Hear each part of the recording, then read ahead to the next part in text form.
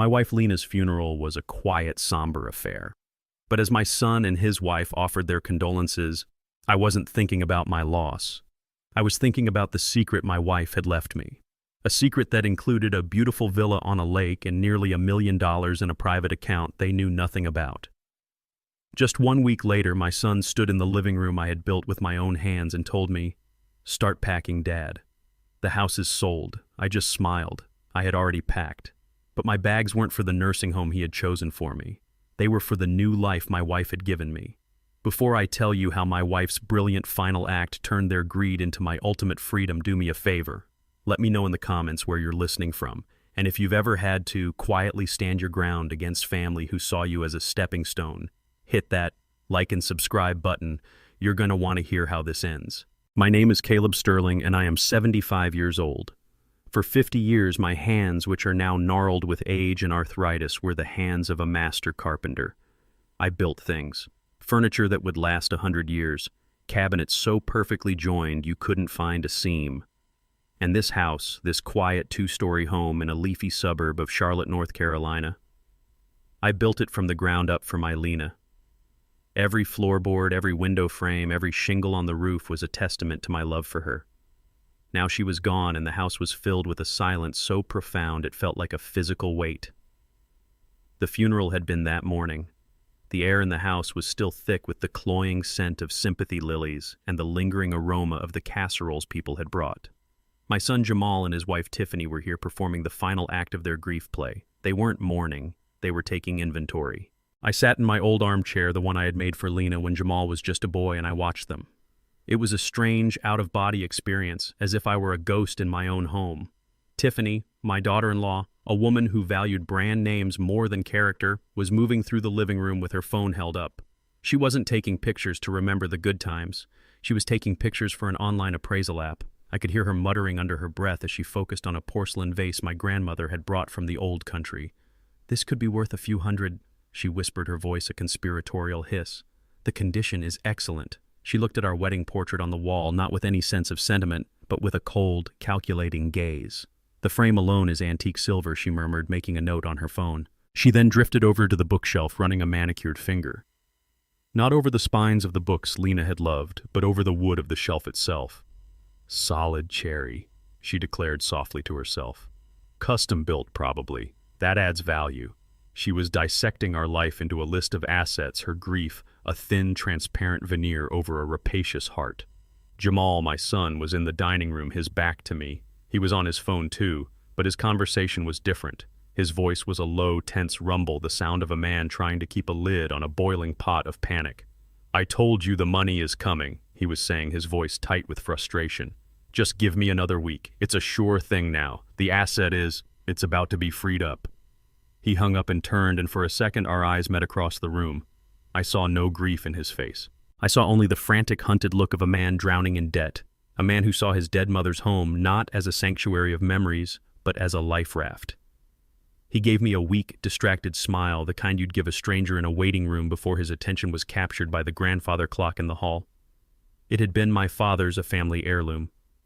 Jamal walked over to it, not with the reverence of a son remembering his grandfather, but with the acquisitive air of a pawnbroker. He ran his hand over the polished wood, his eyes narrowed in calculation. The asset. That's what this house, this home had become to him, an asset to be freed up. They thought I was oblivious, a doddery old man lost in a fog of sorrow. They moved around me with a careless confidence, their whispers and their actions a testament to their belief in my irrelevance. They didn't know I was listening to every word, cataloging every greedy glance. They didn't know I was obeying a direct order from the woman they had just buried. Her voice was a constant presence in my mind, the last conversation we'd had just 2 weeks ago in the quiet, sterile room at the hospice. Her own voice had been a thin, reedy whisper, her body frail, but her mind, her brilliant, loving mind, had been as sharp as a diamond. "They're going to come for the house, Caleb," she had told me, her hand as light as a dried leaf resting on mine. "It's all they see. It's the only solution to the mess they've made of their lives." I had started to object to defend our son, but she had silenced me with a look. "I love our boy," she'd whispered, a tear tracing a path down her hollowed-out cheek. "But I am not blind, and neither are you. Their greed is a sickness, and we have been enabling it for too long. My death will be the final excuse they need." Then she had given me my instructions, the last and most important blueprint she would ever design. "I've made arrangements, my love," she'd said, a faint, tired smile touching her lips. "I want you to be at peace. But first you must do this for me. You must do nothing. You must say nothing.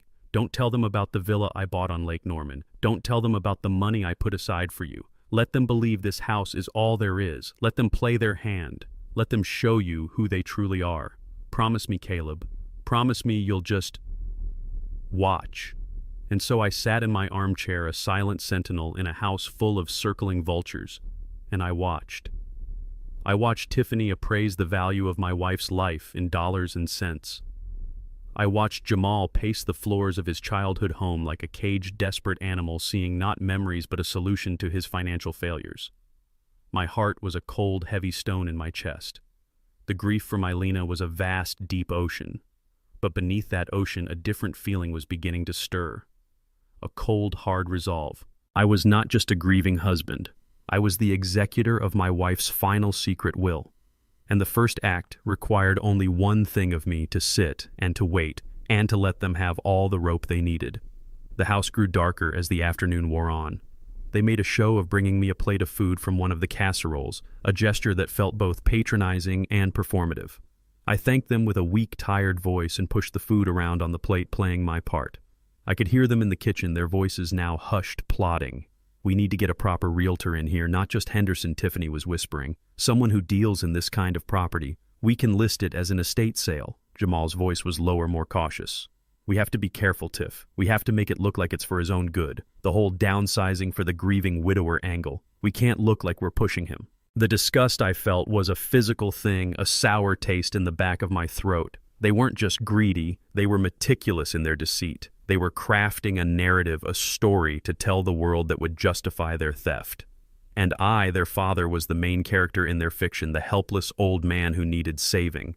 It was a role I would have to learn to play very, very well. A few days passed in a strange, hollow quiet. The sympathy casseroles in the refrigerator went largely untouched. The scent of the funeral lilies finally faded, leaving the house smelling only of itself, of old wood, and 50 years of shared life. It was a silence that was both a comfort and a torment. In it, I could almost hear Lena's quiet humming as she worked in the kitchen, but the sound was just an echo in the vast, empty museum of my memory. I spent my time in my workshop in the garage, not building anything but just running my hands over the smooth, familiar surfaces of my tools. The scent of sawdust and machine oil was a grounding force, a reminder of who I had been before I had become a widower, a soldier in a secret war. Then, as Lena had predicted, they came. I saw Tiffany's white luxury SUV pull into the driveway. They emerged, Jamal and Tiffany, not with the grim, distracted air of the day of the funeral, but with a new, purposeful energy. They were dressed in expensive casual clothes, looking like a power couple from a magazine. Tiffany carried a large, overflowing fruit basket, the universal prop of people performing concern. It was so perfectly cliché, it was almost comical. I met them at the door, my face arranged into the weary, sad expression I had been practicing. "Jamal." "Tiffany," I said, my voice a little hoarse. Come in, come in." "Oh, Daddy," Tiffany said, rushing forward to give me a hug. Her embrace was brief and brittle, her expensive perfume a jarring artificial scent in the quiet air. "We've been so worried about you all alone in this big house. Are you eating?" "You look so thin." "I'm managing," I said, shuffling back into the living room. I sank into my armchair, a deliberate, slow movement designed to convey the great weight of my grief and age. Jamal placed the fruit basket on the coffee table, a grand, meaningless gesture. He looked around the room, his eyes scanning everything, not with the greedy appraisal of the other day, but with a new, more proprietary air. He was no longer just a guest in this house. In his mind, he was already its steward, its temporary manager on the path to liquidation. "Dad," he began, his voice a smooth, carefully modulated tone of loving concern. "We've been talking, Tiffany and I. We know you're in a lot of pain, and the last thing you should be worrying about are practical matters. But there are things that have to be done for your own protection." I looked at him, my expression blank, inviting him to continue his performance. It was Tiffany who picked up the thread, perching on the edge of the sofa like a beautiful predatory bird. "What Jamal means, Daddy, is that with Mom gone..." Well, things like the home insurance need to be updated. The policy is probably in both your names. We need to make sure you are fully covered in case of, well, in case of anything. A fire, a storm. You shouldn't have to deal with that kind of paperwork right now. The lie was so smooth, so well rehearsed. They had clearly spent the last few days crafting this narrative, this perfect justification for their intrusion. They were wrapping their greed in the language of responsible, loving care. I suppose you're right, I mumbled, looking down at my hands. Your mother always handled all of that. The paperwork, the bills. My head just isn't clear enough for it these days. Jamal and Tiffany exchanged a quick, almost imperceptible glance. It was a look of confirmation. Their assessment was correct. The old man was confused, overwhelmed, and ready to be led. Exactly, Jamal said, his voice gaining confidence. So, we were thinking the first step is just to get a clear picture of everything. A friend of ours, a really wonderful guy, he's a top real estate broker here in Charlotte. He said he'd be happy to just stop by and do an informal valuation of the house strictly for insurance purposes. That way we can make sure the policy has the right level of coverage. He's not a formal appraiser, just a friend doing us a favor. It's no trouble at all. The lie was layered, beautifully constructed. A friend, informal, for insurance purposes. Every word was designed to soothe, to disarm, to make their predatory move seem like a simple, helpful errand. I knew, of course, that this friend was no friend. He was a scout sent to assess the value of the prize, to map out the terrain for the coming invasion. I had to play my part. I had to show them the weakness they so desperately wanted to see. I let out a long, shuddering sigh. I rubbed my temples as if a great headache were pressing in on me. And a broker. "Oh, I don't know, son. Strangers walking through the house. It just feels so soon. We'll be right here with you the whole time," Daddy Tiffany cooed, her voice a silken trap. "It won't take more than an hour. He's very discreet. You won't even know he's here. Please let us do this for you. It would give us such peace of mind knowing that you're protected." She had framed it perfectly. To refuse would be to seem stubborn, irrational, to reject their loving care. I was being offered a role in their play, the role of the grateful, incompetent father. And I knew for Lena's plan to work, I had to accept it. I looked from my son's earnest, lying face to my daughter-in-law's beautiful, false one. I let a long silence hang in the air, a silence they would interpret as the slow, confused deliberation of a failing mind. "All right," I finally said, my voice barely a whisper. "If you think it's for the best. I'm just so tired. You handle it. Whatever you think is best." The relief that washed over their faces was so profound it was almost comical. It was the look of a hunter who has just seen the prey walk willingly into the snare. They had him. They had their opening. They had my permission, my surrender. "Thank you, Daddy," Jamal said, his voice thick with a false emotion that made my skin crawl. "You won't regret this. We'll take care of everything. I'll give him a call right now. He might even be able to stop by this afternoon." Of course he could. I knew the man was probably already in his car parked just down the street waiting for the signal. The speed of their operation, the efficiency of their deceit was breathtaking. But I felt no fear. I felt only a cold, quiet resolve. They thought they were beginning their conquest. They had no idea they were simply the opening act in a play that my wife had already written. And the final devastating scene was all for them. A few days passed in a strange, hollow quiet. The sympathy casseroles in the refrigerator went largely untouched. The scent of the funeral lilies finally faded, leaving the house smelling only of itself, of old wood and 50 years of shared life. It was a silence that was both a comfort and a torment. In it, I could almost hear Lena's quiet humming as she worked in the kitchen, but the sound was just an echo in the vast, empty museum of my memory. I spent my time in my workshop in the garage, a space that was more cathedral than workspace to me. I didn't build anything. I just ran my hands over the smooth, familiar surfaces of my tools, the lathes and saws that had been my partners for half a century. The scent of sawdust and machine oil was a grounding force, a reminder of who I had been before I had become a widower, a soldier in a secret war. I was waiting.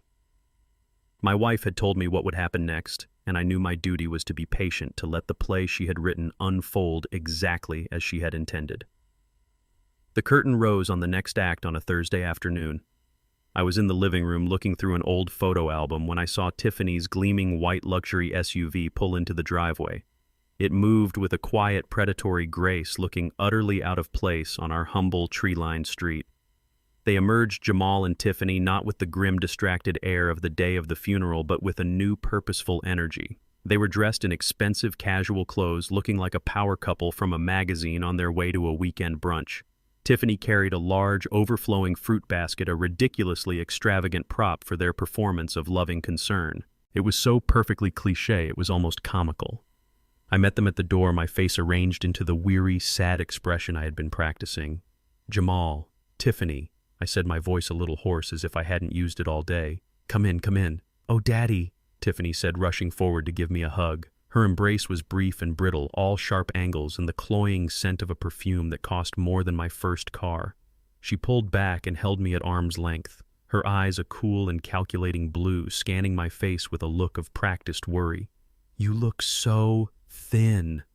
Are you eating at all? We've been so worried about you all alone in this big empty house."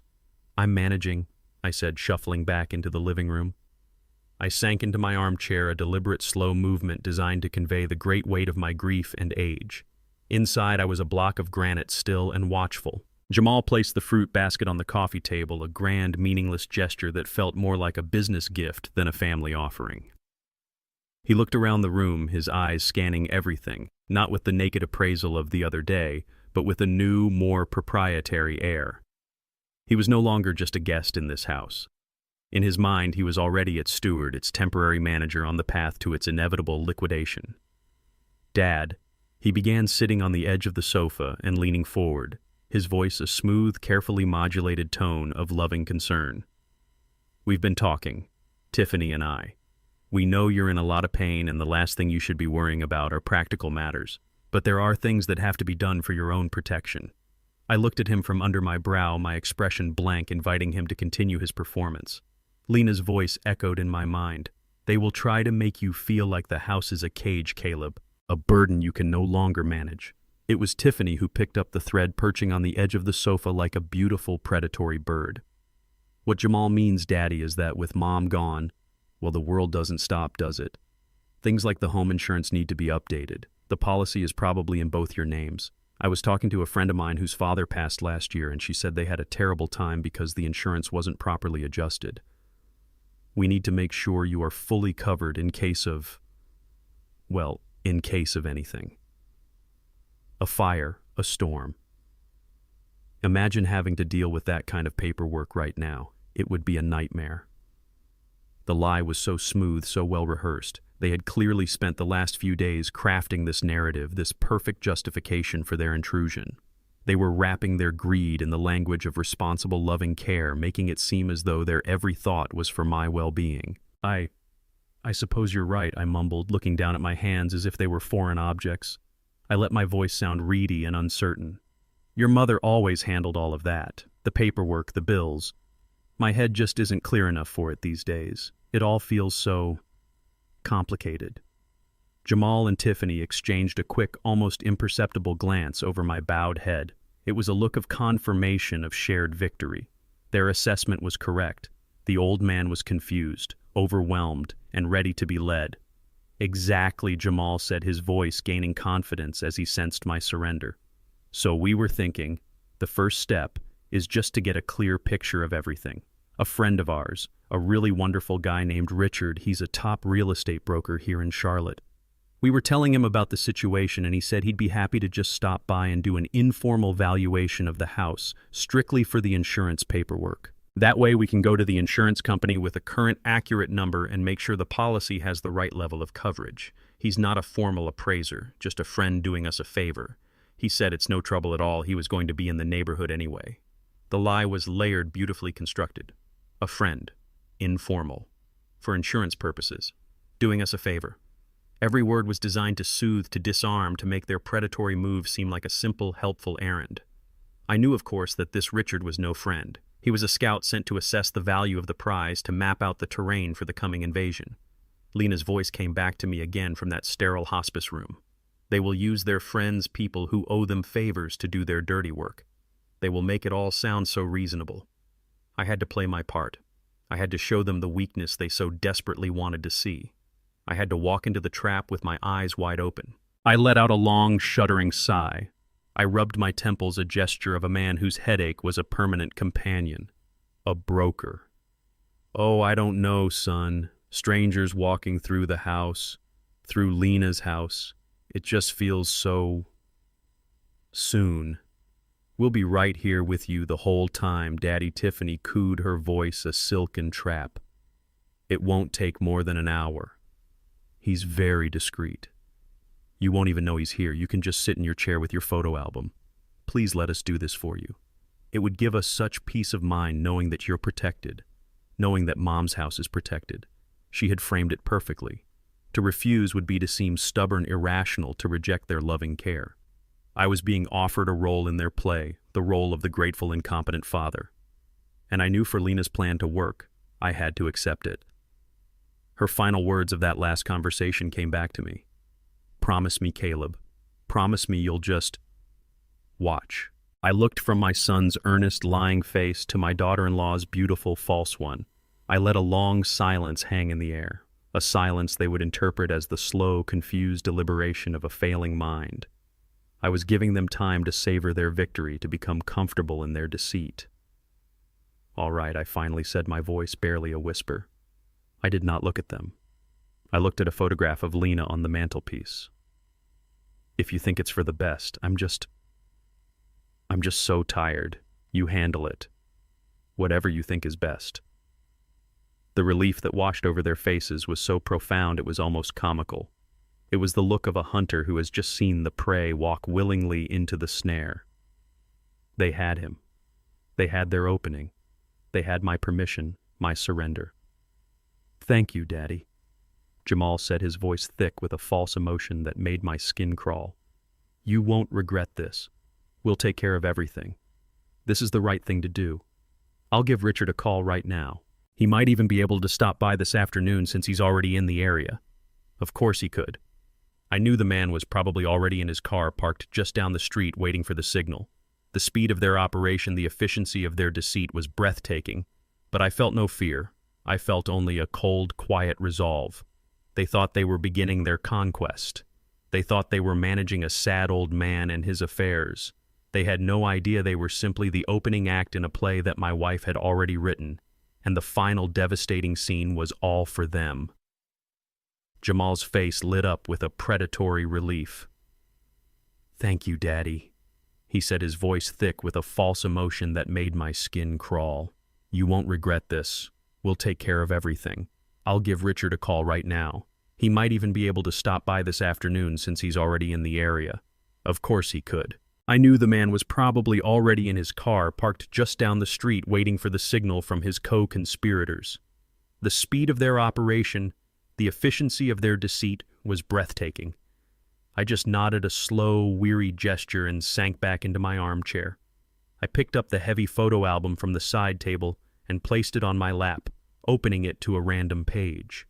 It was a prop, a shield, a place to hide my eyes so they wouldn't see the cold, calculating fury that was burning behind them. Jamal stepped into the hallway to make the call. His voice was a low, excited murmur. Tiffany, meanwhile, sat back down on the sofa, her posture transformed. The performance of the concerned daughter was over. She was now the triumphant lady of the manor surveying her new domain. She looked around the room, her eyes no longer lingering on individual objects, but on the space itself, imagining it empty, reimagining it with her own modern, soulless furniture. You know, Daddy, she said, her voice bright and casual, a lighter color on these walls would really open the place up. A nice neutral gray, perhaps. It would really highlight the architectural details. I didn't look up from the photo album. Your mother loved this color, I said quietly, my voice a soft murmur. She said it was the color of a robin's egg, the color of new beginnings. My words were not an argument. They were part of my performance, the ramblings of an old man lost in sentiment, a man who could not see the future because he was trapped in the past. Yes. Well, it's a bit dated now, she said, her tone dismissive. Jamal returned from the hallway, a wide, confident smile on his face. Richard is on his way, he announced. He was just finishing up nearby. He can be here in 10 minutes. 10 minutes. The clock was ticking. For the next 10 minutes, I had to be the man they wanted me to be. I turned a page in the album. It was a picture of Lena and me standing in the unfinished frame of this very house, sawdust in our hair, our faces beaming with the pride of creation. I ran my thumb over her smiling face. This house wasn't a collection of assets. It was the physical manifestation of our shared dream. It was a 50-year love letter written in wood and nails, and they were about to walk through it with a stranger discussing its demolition. The doorbell rang precisely 10 minutes later. Jamal practically leapt to his feet to answer it. He returned with a man in a suit that was too shiny with a smile that was too wide. He had the restless, hungry eyes of a shark. "Dad, this is our friend Richard," Jamal said. "Richard, this is my father, Caleb Sterling." Richard approached me, his hand outstretched. "A real pleasure to meet you, Mr. Sterling," he said, his voice a smooth, practiced baritone. He spoke to me loudly, enunciating every word as if I were deaf as well as senile. "I am so sorry for your loss. Your son and daughter-in-law have told me what a wonderful woman your wife was." I took his hand. His grip was firm, but his hand was soft, the hand of a man who made his living with words, not with labor. "Thank you for coming," I said, my voice weak. "Not a problem at all," Richard boomed. "Happy to help the family out. Don't you worry about a thing, Mr. Sterling. We'll be quick and quiet. You just sit here and rest." He gave my shoulder a patronizing pat. And so the tour began. Tiffany and Jamal led him their dutiful guides on this predatory expedition. I remained in my armchair, the heavy album on my lap, a silent, seemingly oblivious observer. But I was not oblivious. I was a microphone recording every word, every whisper. My ears, which they assumed were as old and failing as the rest of me, were honed to a razor's edge. They started in the kitchen. "Good bones," I heard Richard say, his voice echoing slightly in the hallway. "Original cabinetry, though, a full gut job. But the footprint is good. You could knock out this wall, open it up to the dining room, create a real open-concept, entertaining space." "Exactly what I was thinking," Tiffany's excited voice replied. "And imagine a huge marble island right here." I stared down at a picture of Lena teaching a 5-year-old Naomi how to bake cookies in that same kitchen, her small hands covered in flour. Open concept, entertaining space. They were talking about erasing the heart of our home. They moved through the dining room, their voices a low murmur of financial calculation. "The hardwood floors are original oak," Jamal said. "That's a major selling point, right?" "Absolutely," Richard confirmed. "We'd need to refinish them, of course, darken the stain. But the quality is there. That's where the real value is." I looked at a picture of those same floors, worn smooth by the passage of 50 years of life, by the running feet of children, by the slow, comfortable shuffle of a long and happy marriage. The value wasn't in the oak, you fools. It was in the history. They came back into the living room. Richard looked up at the high ceilings I had so painstakingly designed. "Lot of potential here," he said to Jamal. "The fireplace is a great feature, but the brick is dated. We could reface it with stone or tile for a more modern look." He then turned to me, his wide, false smile back in place. "It's a beautifully built house, Mr. Sterling," he said loudly. "You did fine work. Do you happen to know when the roof was last replaced?" That's always a key question for buyers. I looked up at him, my expression one of pure, blank confusion. I let my eyes drift toward the ceiling as if the answer might be written there. "The roof." I asked, my voice distant. "Lena always handled that. I think there was a storm a long time ago, a big one. She was so worried about the old maple tree in the back." I let my voice trail off, my gaze becoming unfocused, as if I were lost in the memory of a storm from 20 years ago. I saw the look that passed between Jamal and Tiffany. It was a look of pity mixed with triumph. He was gone. The old man's mind was a sieve.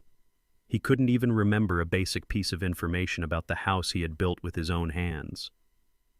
Internally, I recited the date of the roof replacement, the name of the contractor, the type of architectural shingles we had used, and the exact cost from the invoice that was filed neatly in my office. They moved upstairs, and I was left alone with my album and my thoughts. Their footsteps creaked on the floorboards above me, the ghosts of the future walking through the sacred spaces of my past. They were in our bedroom now, Lena's and mine. The thought of them in there with their stranger, their hired ghoul, putting a price tag on our private sanctuary sent a tremor of pure rage through me. But I pushed it down. I held on to Lena's final words. Just watch. After what felt like an eternity, they came back downstairs. Their faces were flushed with a quiet, triumphant excitement. The scout had returned from his mission and the news was good. The prize was as valuable as they had hoped. They huddled in the foyer, whispering in low, urgent tones. I pretended to be dozing, my head nodding slightly, but I heard them. The lot size is the real prize, Richard was saying. In this neighborhood, you could get a tear-down offer for close to 7 figures. If we list it as is quick cash sale, he won't be a problem, Jamal said, his voice confident. As you can see, he's not really all there. We'll be handling everything. It's the best thing for him, Tiffany added, her voice a perfect imitation of a concerned daughter. A smaller place, less to worry about. Richard clapped Jamal on the back. You're doing the right thing, he said. It's a hard thing, but it's the right thing. Then they were gone. The door closed and the silence rushed back in, heavier and more menacing than before. They were gone, but their presence lingered, a greasy film of greed and deceit that coated every surface of my home. I closed the photo album. The performance was over. I had played my part. I had shown them the confused, helpless old man they needed me to be. I had given them the rope, and I knew with a chilling certainty that it was only a matter of time before they would try to use it. The heavy silence rushed back in, the moment the front door closed, but it was a different kind of silence now. It was not the hollow silence of grief. It was the charged electric silence of a stage waiting for the next act. I sat perfectly still in my armchair, listening to the sound of their expensive car starting up and pulling away from the curb. They were gone, but their presence lingered, a greasy film of greed and condescension that coated every surface of my home. I didn't have to be in the car with them to know what was happening next. I could hear their conversation in my mind as clearly as if they were standing right in front of me, their masks off, their true faces revealed in the private, triumphant space of their luxury SUV. I could see them. Tiffany would be in the driver's seat, a triumphant, venomous smile on her face as she pulled away from the house she now considered hers. Jamal would be in the passenger seat, the tension finally draining from his shoulders, a look of profound relief on his face. And Richard the broker would be in the back, the victorious scout returning from a successful mission. The first to speak would be Richard, his booming, false baritone now replaced by the clipped, excited tone of a businessman who smells a commission. Well, he would say, clapping Jamal on the shoulder. That was easier than I thought. You were right, Jamal. He's completely out of it. Tiffany would laugh, a sharp, brittle sound devoid of any real humor. Out of it is an understatement. Did you see him? He was having a full-on conversation with a photograph. It's sad, really. The pity in her voice would be as fake as the designer handbag on the seat beside her. It's a mercy that we're stepping in to handle things. Can you imagine him trying to manage this property on his own? He'd probably just let it fall down around him. He won't be a problem. Jamal would say the words, a confirmation, a final judgment on his own father. He's too tired, too broken up about Mom. He literally told us to do whatever we think is best. We basically have his blessing to proceed. I could picture the way he would say it, twisting my words of feigned surrender into a justification for his betrayal. He needed to believe he was doing the right thing, the responsible thing. He needed to believe he was the hero of his own story, not the villain. Richard, ever the professional, would bring the conversation back to the numbers. So, let's talk strategy, he would say. The house has great bones, and the lot size is the real prize here. In this neighborhood, with the way things are turning over, a developer would pay a fortune for it. But that would take time, rezoning permits. You need a fast sale, a quick, clean cash offer, as is condition. I have a buyer in mind, an investor who loves these kinds of estate situations. No inspections, no haggling. We list it, he buys it. You get your money in 30 days.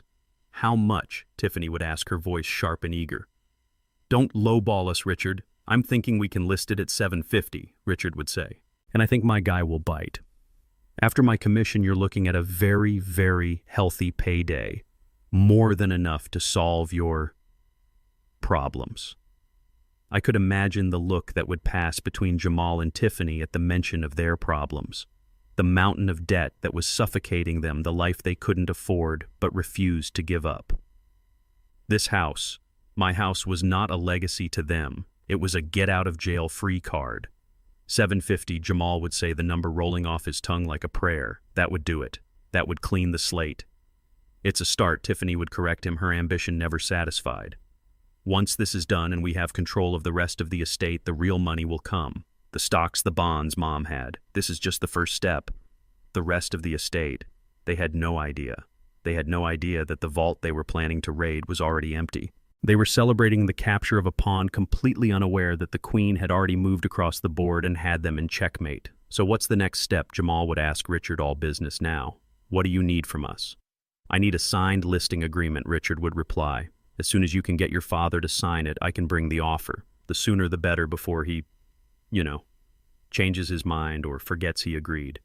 He'll sign, Tiffany would say with a wave of her hand, her confidence absolute. He's a lamb. We'll just tell him it's more insurance paperwork he needs to sign for his own protection. He won't even read it. The scene in my mind faded, and I was back in my armchair in the deep, profound silence of the house.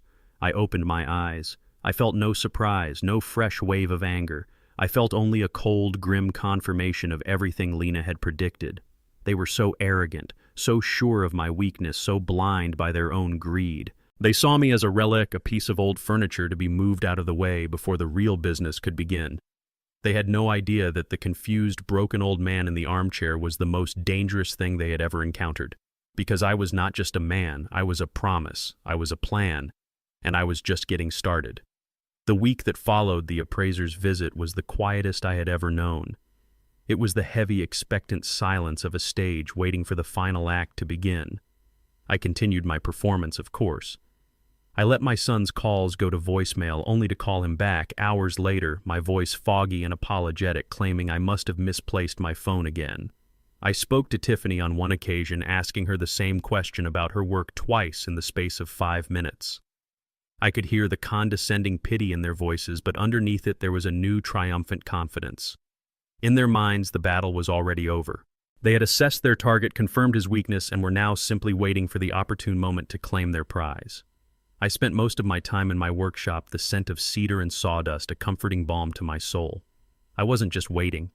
I was preparing. I was sharpening the tools for the job my wife had left for me to do. The moment came as I knew it would, a week to the day after the funeral. It was late afternoon.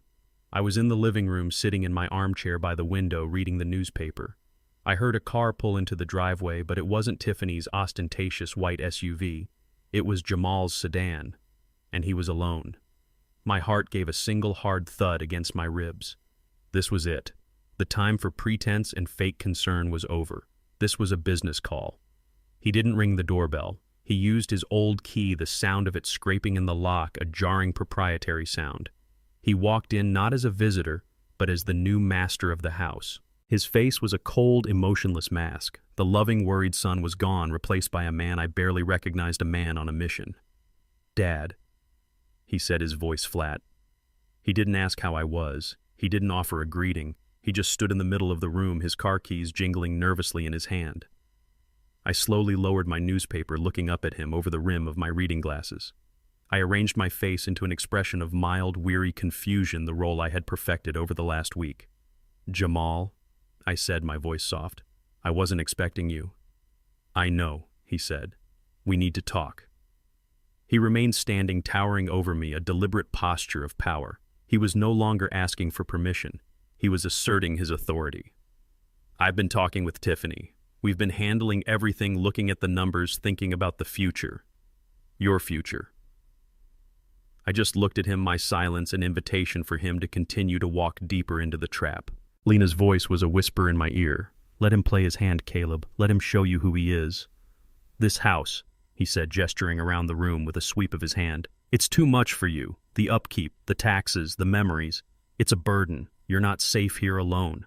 You're forgetting things. You're not taking care of yourself."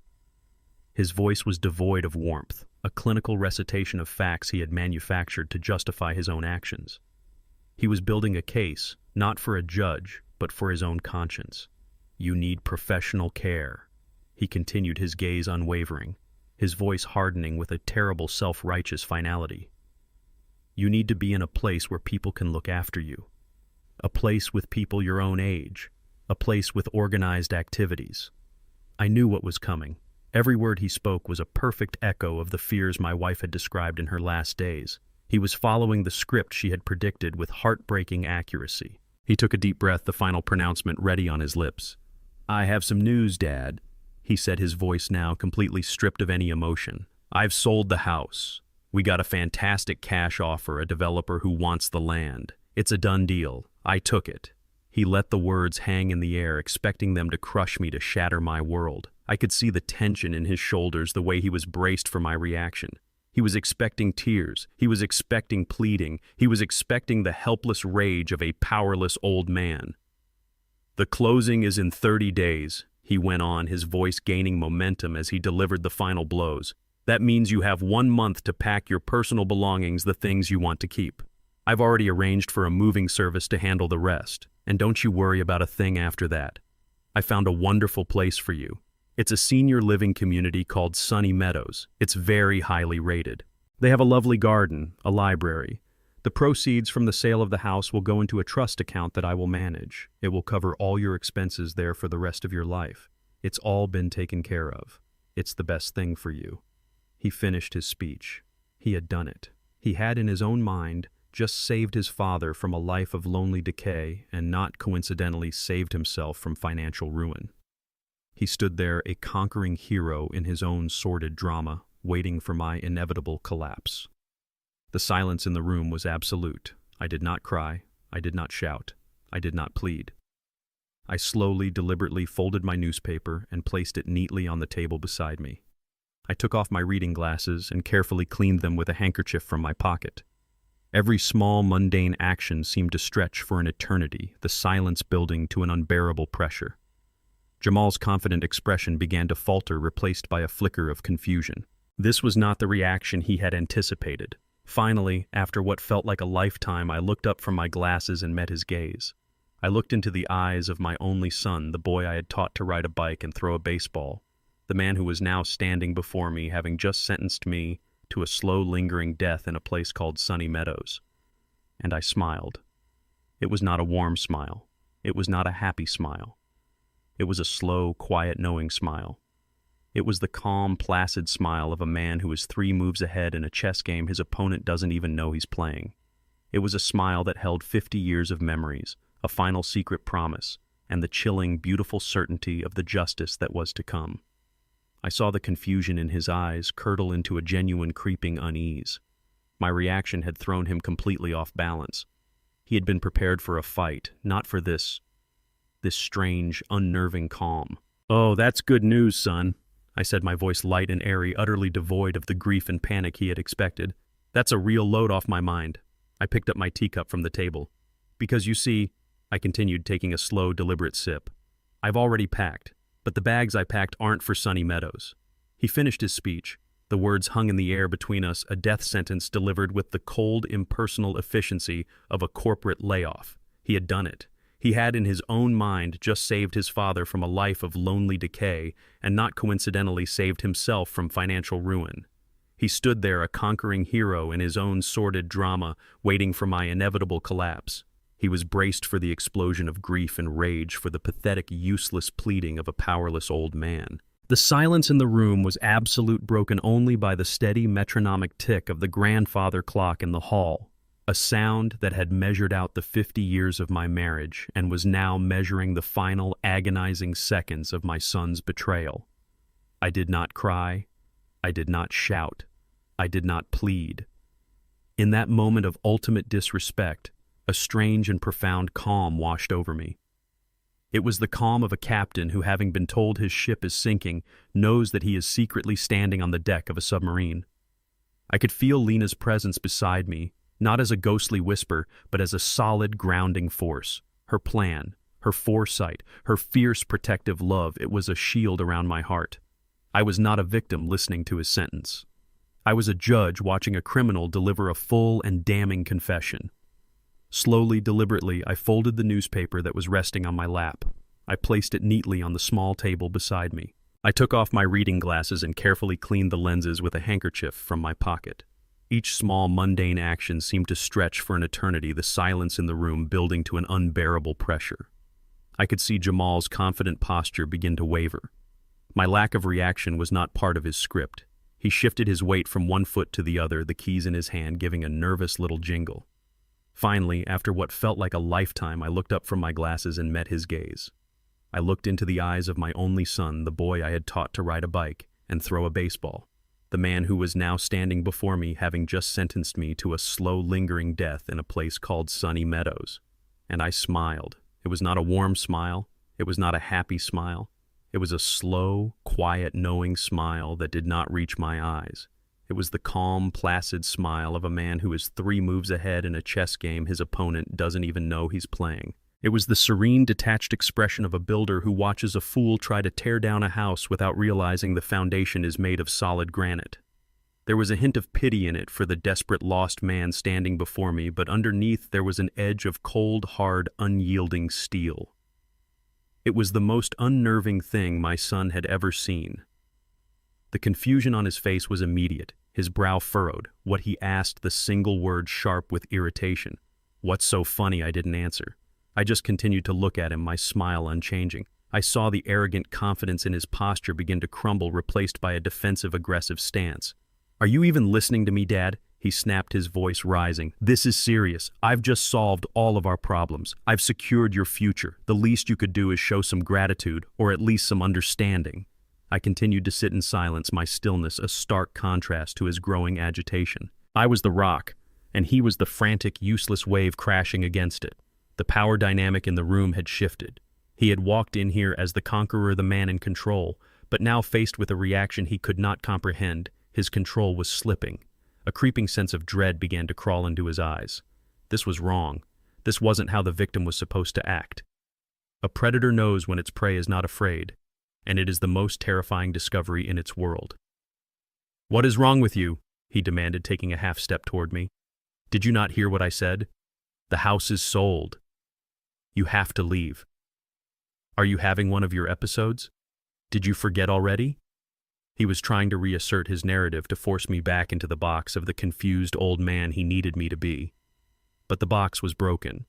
I let out a soft, quiet sigh, the smile finally fading from my lips, replaced by an expression of profound, weary disappointment. I looked at him, at his furious, frightened face, and for a moment the image of the man was replaced by the ghost of the little boy. He had been a boy who always broke his toys because he could never understand how they worked. He had done it again. He had broken the most precious thing of all our family, and he didn't even understand the value of what he had destroyed. My heart ached with a final terrible pang of fatherly grief. This was the last time. This was the moment I had to let him go, not just from my house but from my heart. I had to choose between the memory of the boy he had been and the promise I had made to the woman I loved. And there was no choice at all. "Oh, that's good news, son," I said, my voice light and airy, utterly devoid of the grief and panic he had expected. "That's a real load off my mind." I picked up my teacup from the table, my hand as steady as a surgeon's. "Because you see," I continued, taking a slow, deliberate sip, "I've already packed. But the bags I packed aren't for Sunny Meadows." My smile, so unexpected, so out of place, seemed to have broken something in him. The carefully constructed facade of the responsible, concerned son crumbled, revealing the raw, frantic desperation beneath. He had come here to deliver a final killing blow, and he had been met not with the collapse he expected, but with a quiet, unnerving calm that he could not comprehend. It was the calm of a man who held a winning hand, and my son, a lifelong gambler, could suddenly feel the cold dread of a losing streak. "What is wrong with you?" he demanded, his voice no longer smooth and controlled, but sharp and ragged with frustration. He took a step closer, his body tense, trying to use his physical presence to intimidate, to regain control of the room. "Did you not hear what I said? Are you having one of your episodes? The house is sold. SOLD. You have to leave." Is that simple enough for you? Or has your mind really gone that far? I didn't answer. I just continued to look at him, my expression one of serene, almost pitying observation. I saw not a powerful man making a difficult decision, but a terrified child having a tantrum because the world was not bending to his will. I saw the fear in his eyes, the fear of the debts he had accrued, the fear of the life he could not afford, the fear of his wife's disappointment. And I saw that all of that fear had been twisted into a cruel, desperate anger, and he had aimed it all at me. He mistook my silence for incomprehension, for weakness. "Look," he snapped, reaching into his coat pocket and pulling out a glossy folded brochure. He threw it onto the coffee table in front of me. It slid across the polished wood and came to a stop against the base of my teacup. The cover showed a picture of smiling silver-haired seniors sitting on a sunny lawn. In cheerful looping script, the title read, "Sunny Meadows, the Golden Years Redefined. This is your new home," he said, his voice rising, jabbing a finger at the brochure. "It's all arranged. I've done everything for you. I've taken the burden off your shoulders. All you have to do is pack a few sentimental things and go. We are handling everything else. Why aren't you listening? Why are you smiling like that?" I let his tirade wash over me. Every word he spoke was another nail in his own coffin. He was confessing his entire callous plan with a self-righteous fury, and he had no idea that his every move had been predicted, his every word anticipated. I thought of Lena, of her sad, wise eyes in that hospice room. "He will believe he is saving you, Caleb," she had told me. "He has to. It is the only way he can live with himself." She had known him so perfectly. I let his anger run out of steam until he was just standing there breathing heavily. His face flushed, looking at me with a baffled, furious expression. I finally broke the silence. I picked up my teacup, my hand as steady as the oak tree outside the window. "Oh, that's good news, son," I said, my voice light and calm as if he had just told me about a pleasant turn in the weather. "That's a real load off my mind." The response was so completely alien to the situation that it stopped him cold. He just stared at me, his mouth slightly agape. "A load off your mind," he stammered. What are you talking about?" "All that packing," I said, taking a slow, deliberate sip of my now cold tea. "It's a lot of work for an old man. So many things to sort through. 50 years of life. I was worried about how I would manage it all." He seized on this, a flicker of understanding, of victory returning to his eyes. He thought he finally understood. He thought I was thanking him. "Exactly, Dad," he said, his voice softening, becoming patronizing again. "You don't have to manage it. The movers we've hired will handle all the heavy lifting. They'll pack up all the furniture. You just have to worry about your clothes and your personal keepsakes." I placed my teacup back on its saucer with a soft, definitive click. I looked him directly in the eye, and the smile returned to my face, a little wider this time, a little colder. "Oh, but that's the best news of all, son," I said, my voice a soft, almost cheerful purr that was more menacing than any shout. "You see, the packing is already done." He stared at me, his confusion returning. "Done? What do you mean, done? I was just here a few days ago. You haven't packed a thing." "That's true," I said. I leaned back in my armchair, a picture of perfect, unbothered tranquility. "I haven't. But as I said, the packing has been taken care of." I let him struggle with the riddle for a moment, watching the frantic calculations behind his eyes. He was trying to make it make sense, but the pieces didn't fit. And then I delivered the final, impossible, devastating line. "It was so thoughtful of you to sell the house," I said. "It really was. Because I've been so busy packing up all the furniture. But it wasn't for me. You see, son, the things I packed, they weren't my things at all." I let the words hang in the air between us. The sentence was a paradox, a piece of nonsense that was delivered with the weight of an absolute truth. It was a key that did not fit the lock he was trying to open. It was a move in a game he didn't even know he was playing. His anger, his confidence, his frustration, it all evaporated, replaced by a single profound and chilling expression of utter baffled confusion. He looked at me as if I had just started speaking in a foreign language, a language of madness and impossibility. "What?" He whispered the single word, a breath of pure bewilderment. "What does that even mean?" I didn't answer him. I simply picked up my newspaper again, unfolded it, and continued to smile. Jamal stood on the other side of the door, his mind reeling from a statement that made no sense. He was a man who had just been told the sky was green, a man whose entire reality had been upended by a quiet, nonsensical sentence. I didn't wait to hear his confused questions or his eventual burst of anger. I turned the deadbolt, the sound a final, satisfying click, and walked back to my armchair. The adrenaline from the confrontation began to fade, replaced by a deep, aching sadness. The victory was not sweet. It was the bitter, necessary medicine my wife had prescribed. I picked up a silver-framed photograph from the mantelpiece. It was of Lena, taken just a few years ago in her garden, the sun in her hair, her hands covered in dirt, a radiant smile on her face. Looking at her, the walls of the living room seemed to dissolve, and I was transported back to that other room, the sterile white room at the hospice where she had given me my final orders. The air in that room had smelled of antiseptic and quiet despair.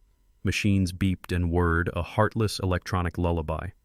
Lena was propped up on a mountain of sterile white pillows, a shadow of the vibrant woman who had filled my life with color for 50 years. Her body was frail, a delicate birdcage from which the bird was preparing to fly.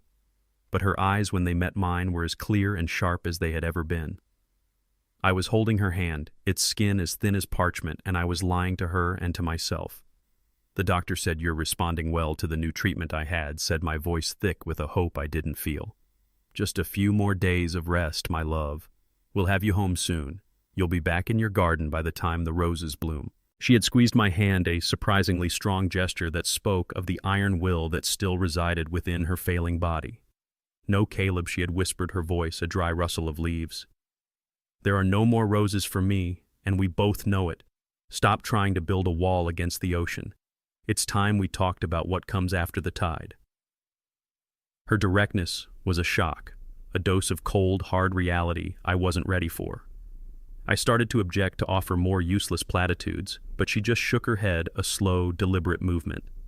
"Listen to me, my love. We don't have much time, and I have things I need to tell you. Things I have done. And things I need you to do." I had knotted my throat too tight to speak. "I have been watching them," she began, her gaze distant, looking at something far beyond the sterile white walls of the hospice room. "Our son, his wife. I see the way they look at this house when they visit. Tiffany came to see me yesterday. She thought I was asleep. I heard her on the phone in the hallway talking to one of her friends. She was complaining about having to come here to this depressing place. And then she laughed and she said, 'Well, it'll all be worth it in the end. The house alone is my retirement plan.'" The cruelty of the words spoken by my wife in that quiet, dying whisper was a physical blow. "And Jamal," she continued, a tear tracing a path down her hollowed-out cheek. "Our boy. He came to me last week. He needed a loan," he said, "a big one, for a surefire business opportunity. He was so desperate, Caleb. I almost gave it to him. But something told me to wait. I had my lawyer, Mr. Clayton, do some quiet checking. There was no business opportunity. Tiffany had run up over $50,000 in credit card debt on a shopping trip to New York. He was trying to bail her out without you knowing. Again. The shame I felt was immense. We had raised him better than this, but the evidence was undeniable." "They are in trouble, my love," she said, her voice full of a profound, bottomless sorrow.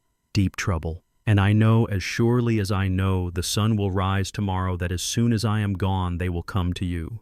They will see this house not as their childhood home, but as a solution to their problems. They will try to convince you to sell it, and if you refuse, they will find a way to take it. They will use your grief, your age, your love for them as weapons against you." She paused, taking a ragged breath. Her eyes, when they met mine again, held a new, determined spark. "But I am not going to let that happen," she had said, her voice gaining a sliver of its old strength.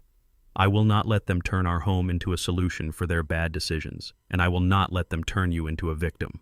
That was when she told me everything. She explained that after her diagnosis, she had met secretly with Mr. Clayton, an old trusted lawyer. He had done a full review of our assets. In doing so, he had rediscovered a fact we had both long forgotten, that when we had refinanced the house 15 years ago, the new deed had been put solely in my name for tax purposes.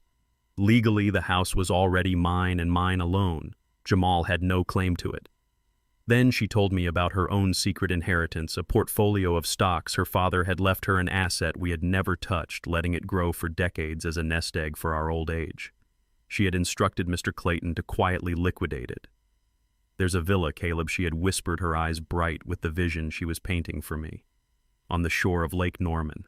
It's not as big as our house, but it's beautiful. I saw pictures. It has a large detached garage right by the water. I told the realtor it had to have a space for a workshop, a place where you can make things again, a place where you can find peace away from all of this." She had bought it. It was already mine, waiting for me. I had stared at her speechless. She had been dying, and yet she had been secretly building me a new life. And there's money she had, continued her voice urgent as if she were running out of time. I've placed $900,000 into a private trust. Your name is the only one on it. Jamal and Tiffany have no idea it exists. They cannot touch it.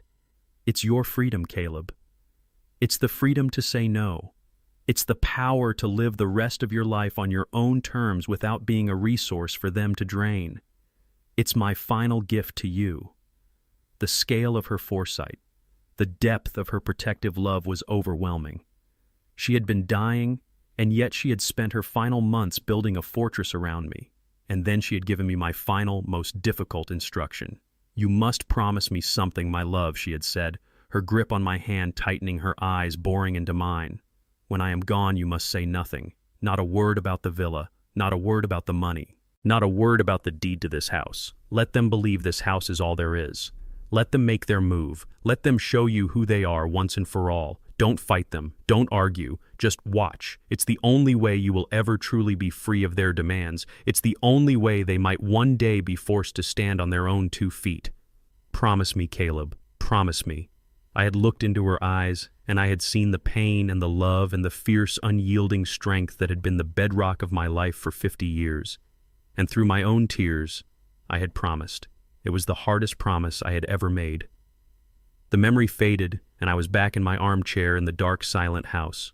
I was holding the silver frame, my thumb stroking the glass over Lena's smiling face. The confusion on Jamal's face as he stood on my porch, baffled by my calm, was the first sign, the first crack in his arrogant certainty. He had no idea what was coming. He thought he was in control. He had no idea that he was just an actor playing a part in a tragic play that his own mother had written. And the final act was about to begin. The month that followed my son's ultimatum was the longest and quietest of my life. I was living on a stage playing the final tragic act of a play for an audience of 2. I continued my performance as the defeated, heartbroken father. When Jamal called to give me the details of the moving company he had hired or the admission date for Sunny Meadows, I would respond with a quiet, resigned sigh. When Tiffany called to ask if I had started sorting through my sentimental keepsakes, I would tell her I was too tired, that it was all too much. I could hear the triumphant, patronizing pity in their voices. They were so sure of their victory. They were so sure of my weakness. They were so completely and utterly blind. While they were busy arranging the logistics of my exile, I was busy with my own quiet work. During the day, I would sit in my armchair, the grieving patriarch. But at night, the house would come alive. I moved with a quiet, methodical purpose, a master carpenter at his final, most important project. I was not packing my own life into boxes. I was carefully curating the inheritance my children so richly deserved. I took down the expensive paintings Lena and I had collected over the years and replaced them with cheap prints from the thrift store. I boxed up my mother's silver and my father's antique watch and replaced them with polished, worthless fakes. Every object of real monetary or sentimental value was carefully wrapped and hidden away in my workshop, a silent testament to a life they had forfeited. The house was being transformed into a museum of their failure, and they had no idea. The morning of the move arrived, a bright, clear day at the beginning of the month. It was the kind of beautiful, hopeful morning that felt like a cruel joke. I did not feel hopeful. I felt only a profound and heavy sense of finality. I woke early. I had my coffee on the patio looking out at Lena's garden, which was bursting with late-season blooms. I said my goodbyes to the house, to the memories, to the 50 years of love that lived in its walls. And then I sat in my armchair, a book open on my lap, and I waited for the vultures to arrive. I heard it before I saw it, a low rumbling groan that grew into the loud hydraulic hiss of a large truck's air brakes. The sound shattered the peaceful quiet of our neighborhood. I looked out the window and saw it. A massive moving truck, its side emblazoned with the logo "We Get It Done Movers," was parked in front of my home, taking up half the street. It was an obscene, brutalist statement of intent. It was an invasion. A moment later, Tiffany's white SUV pulled up behind it, gleaming in the morning sun. They emerged, Jamal and Tiffany, looking not like a son and daughter-in-law coming to help an old man, but like conquerors arriving to claim their spoils. Tiffany was dressed in a stylish, expensive athletic wear outfit, as if she were about to supervise a particularly strenuous yoga class. She held a clipboard and a designer coffee cup, the very picture of an efficient modern woman of property. Jamal was beside her, his face relaxed and smiling for the first time in months. The hunted, desperate look was gone, replaced by the smug, easy confidence of a man who believes he has solved all his problems. I watched them from the window as Jamal spoke to the moving crew, a group of large, bored-looking men. He gestured toward the house with a proprietary air, the new lord of the manor giving orders to his subjects. Then they started toward the front door, their steps sure and confident. I did not wait for them to knock. I rose from my chair, placed my book on the table, and walked to the door. I opened it just as Tiffany was reaching for the doorbell. They stopped, slightly surprised. "Oh, good, you're up," Tiffany said, her voice a bright, cheerful chirp that made my teeth ache. "We were hoping you'd be ready. The men are here to help you with your things." "Good morning," I said, my voice calm and even. "I've been waiting for you." I stepped back, holding the door open for them. Jamal walked in first, clapping his hands together. "All right, Dad, big day," he said, his voice booming in the quiet hall. "Don't you worry about a thing. Tiffany and I will supervise everything. Just point the men to the boxes you've packed with your personal items and they'll get those loaded first, so they don't get mixed up with the furniture that's going into storage." He was so confident, so in charge, he had it all planned out. My personal trinkets to the nursing home, the valuable furniture to a storage unit from which I had no doubt it would be sold to pay off his debts. "There are no boxes," I said quietly. Jamal stopped and turned to look at me, a flicker of annoyance on his face. "What do you mean there are no boxes, Dad? We talked about this. You were supposed to pack the things you wanted to take to Sunny Meadows." "I know," I said. I decided not to. I watched as they stepped fully into the living room, their confident smiles beginning to waver. They looked around. The room was immaculate. The furniture was polished. The photographs were straight on the walls. The house did not look like the home of a man who was about to be moved into an assisted living facility. It looked normal. It looked like it was waiting for Lena to walk in from the garden, a basket of fresh flowers in her hand. "Dad, what is this?" Tiffany asked, her bright, cheerful tone gone, replaced by a sharp, suspicious edge. "Where are your things? Why isn't anything packed?" "The movers are on the clock." I looked at them. I looked at their confused, demanding faces. The pity I had once felt for them was gone, replaced by a cold, hard clarity. They were standing in the heart of the life my wife and I had built, a life they had tried to steal, and they saw nothing. They felt nothing. They were strangers here, and it was time to make that official. "Everything is exactly where it needs to be," I said, my voice calm and steady. "Why don't you have a seat? The real owner of the house will be here shortly to discuss the inventory." My words hung in the air, a quiet, nonsensical statement that seemed to short-circuit my son's brain. "The real owner," I had said. The phrase was a direct challenge to the reality he had so carefully constructed. He and Tiffany exchanged a look of pure, baffled irritation. They were done with my games, with the ramblings of a confused old man. "What is he talking about?" Tiffany snapped, her voice a sharp, impatient hiss. She pushed past me into the foyer, her eyes scanning the house for the signs of a move in progress. "Dad, where are your boxes? The movers are on the clock. This is costing us money." Jamal followed her, in his face a thundercloud of frustration. "Did you not pack at all?" he demanded, his voice rising. "After everything we discussed. After I arranged everything for you, we had an agreement." "We did not have an agreement." "Son," I said calmly, closing the front door behind them. "You had a plan. There's a difference." They ignored me. Their first impression, I could see, was simple annoyance. The house was neat, clean, and looked completely untouched. They had been expecting chaos, piles of boxes, the organized disarray of a life being dismantled. Instead, they had found a quiet, stubborn stillness. They were still operating under the assumption that I was the problem, a disobedient child who had refused to follow instructions. "Unbelievable," Tiffany muttered, dropping her clipboard onto the hall table with a loud, angry clatter. "He's just being difficult." "Fine. We'll just have the movers start with the heavy furniture. Jamal, tell them to start in the living room with the sofa and the display cabinet." "No," I said. The word was not loud, but it stopped them in their tracks. They both turned to look at me, their faces a mixture of shock and outrage. I had never used that tone with them before. It was the quiet, unyielding voice of a man who was no longer asking for permission in his own home. "What do you mean, no?" Jamal said, taking a threatening step toward me. "I mean," I said, looking him directly in the eye, "that you will not be moving a single thing in this house today." The dawning horror began then. It started in Tiffany's eyes. A flicker of confusion, a sudden terrible thought that something was deeply wrong with their perfect plan. "What have you done?" she whispered, her eyes darting around the room, finally noticing the subtle absences. The small, valuable silver clock was missing from the mantelpiece. The antique lamp that had sat by my armchair for 30 years was gone. She rushed past me, her heels clicking frantically on the hardwood floors. "Where is it?" she almost shrieked, her voice echoing in the quiet house. She went straight to my study. I followed them, my steps slow and deliberate, a calm observer watching the predators realize the trap had sprung. They found the study eerily neat. The books were on the shelves, the desk was polished. But the personal photographs that had always cluttered the desk were gone. The drawers, which had held a lifetime of paperwork, were empty. Jamal pulled one open, then another and another, his movements becoming more frantic. "It's empty," he said, his voice a strange, high-pitched sound of disbelief. "Everything's empty." They rushed upstairs, a frantic, desperate energy propelling them. I followed at my own pace, the sound of their panicked voices and the slamming of drawers echoing down the stairs. I found them in my bedroom. The bed was perfectly made, a picture of serene order. But the closet door was open, revealing a row of empty hangers. The dresser drawers were all pulled out, their empty interiors a silent testament to a life that had already departed.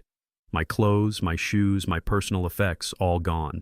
The only things left were the heavy pieces of furniture, the bed frame, the dresser, the nightstands. "Where is it all, Dad?" Jamal yelled, his voice cracking with a rising panic. He was like a looter who had broken into a treasury only to find it had been cleared out moments before. "Where is all your stuff? You can't just get rid of it. It's part of the estate. It has value." "I haven't gotten rid of it," I said calmly from the doorway. "It's where it needs to be." My enigmatic answers were fueling their frenzy. Tiffany's face was a mask of furious disbelief. "What have you done?" she accused, her voice trembling with rage. "Did you sell everything? Did you sell it all for pennies just to spite us? I knew we shouldn't have waited. We should have taken control weeks ago." The final, most damning discovery was in the garage. They stormed out the back door, and I followed them into my workshop. The space that had been the heart of my creative life, a place always filled to the brim with the organized chaos of my tools, my projects, and the rich scent of sawdust, was now a hollow, empty shell. The massive lathe was gone. The table saw was gone. The shelves that had held my collection of antique hand planes were bare. My workbench, the one I had built from a single slab of rock maple, was gone. All that remained were the faint outlines in the dust on the floor, the ghosts of a life's work. This was what finally broke Jamal. The sight of the empty workshop seemed to drain the last of the fight out of him. He leaned against the empty wall, his head in his hands. "The tools," he whispered, his voice full of a despair that was almost comical. The antique tools alone were worth a fortune. They had seen it all. They had seen the truth. The man they had planned to move, the life they had planned to uproot, was already gone. They were standing in a beautifully furnished, empty stage. They stormed back into the living room, their faces a mixture of exhaustion, rage, and a profound, unnerving confusion. They stood before me, two frantic accusers confronting a calm, unmovable judge. "Talk to us, Dad." Jamal finally exploded, his voice a raw shout of frustration. "Stop playing these games. What did you do? Where is everything? We had a buyer. We had a deal. You have ruined everything." I looked at my son, at the pathetic, greedy, desperate man he had become. The performance was over. My quiet observation was done. The time for answers had finally arrived. I slowly rose from my armchair, no longer the frail, shuffling old man, but the master of the house, the man who had built its very walls. "You have it wrong, son," I said, my voice quiet but carrying the weight of an iron bell. "I haven't ruined anything. You, on the other hand, have made a very, very serious mistake. You see, you can't sell a house that doesn't belong to you." They were like two caged, frantic animals. Having found the house stripped of everything that held personal or monetary value, they had descended into a spiral of rage and confusion. They stormed back into the living room, their faces flushed, their movements jerky and uncoordinated. The illusion of their loving concern, of their calm control, had been utterly shattered, leaving only the raw, ugly mechanics of their greed. "Where is it, Dad?"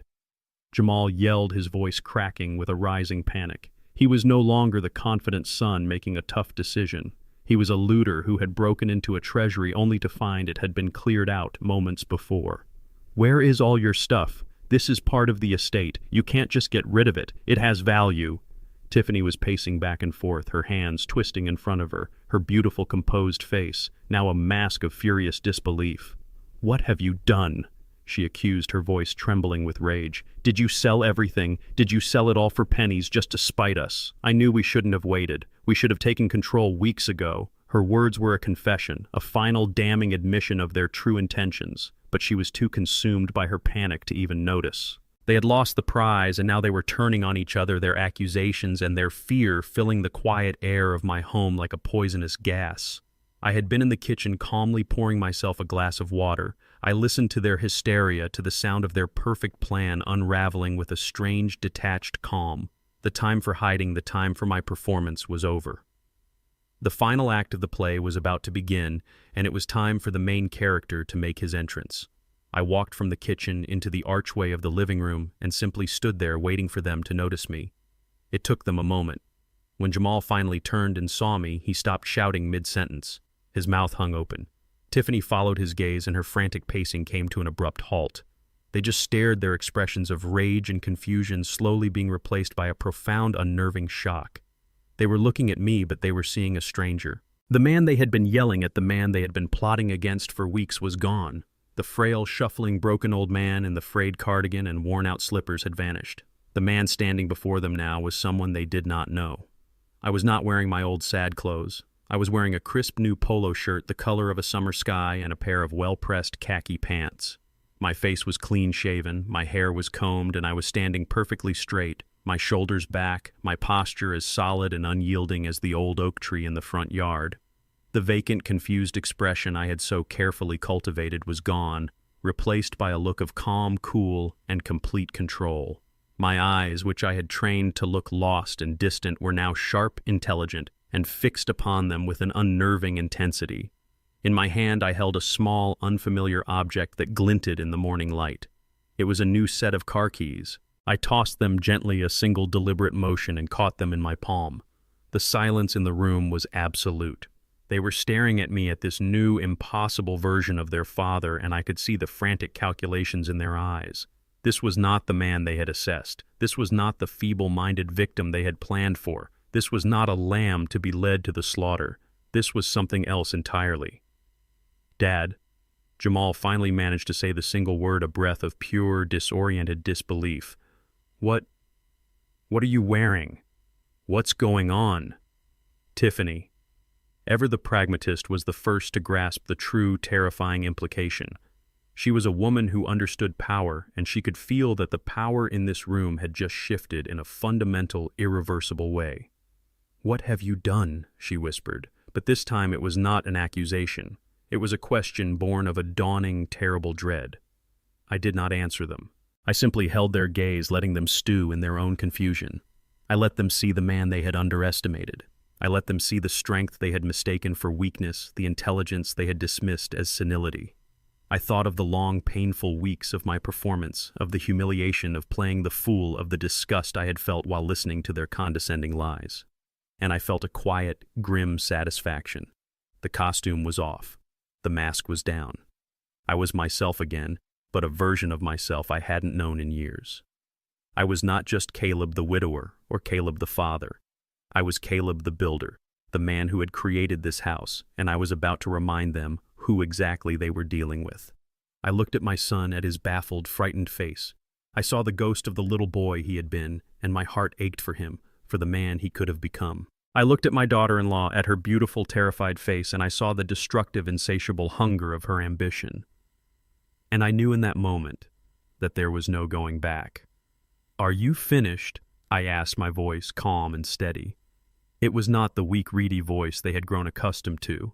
It was my old voice, my workshop voice, the voice of a man who is in charge. "Have you quite finished turning my house upside down?" They just stared at me, speechless. "Good," I said. I turned my back on them, a gesture of final dismissive authority. "Then come with me. You wanted to talk about the sale of this house. Let's talk." I walked calmly toward the front of the house, toward the waiting movers and the new life that was just beyond the door, leaving them to follow in my wake like two frightened, disobedient children. I led them back into the living room, the room where my wife had created a lifetime of warmth and welcome, A room that had in the last month become a theater for their deceit. The air was thick with tension. The movers I could see through the window leaning against their truck were a silent ticking clock, a reminder of the grand, arrogant plan that was about to come crashing down. Jamal and Tiffany stood in the middle of the room, their confusion warring with their anger. The sight of me calm and changed had thrown them into a state of disarray, but they were not yet defeated. In their minds, they still held the winning card, the sale of the house. "Talk to us, Dad."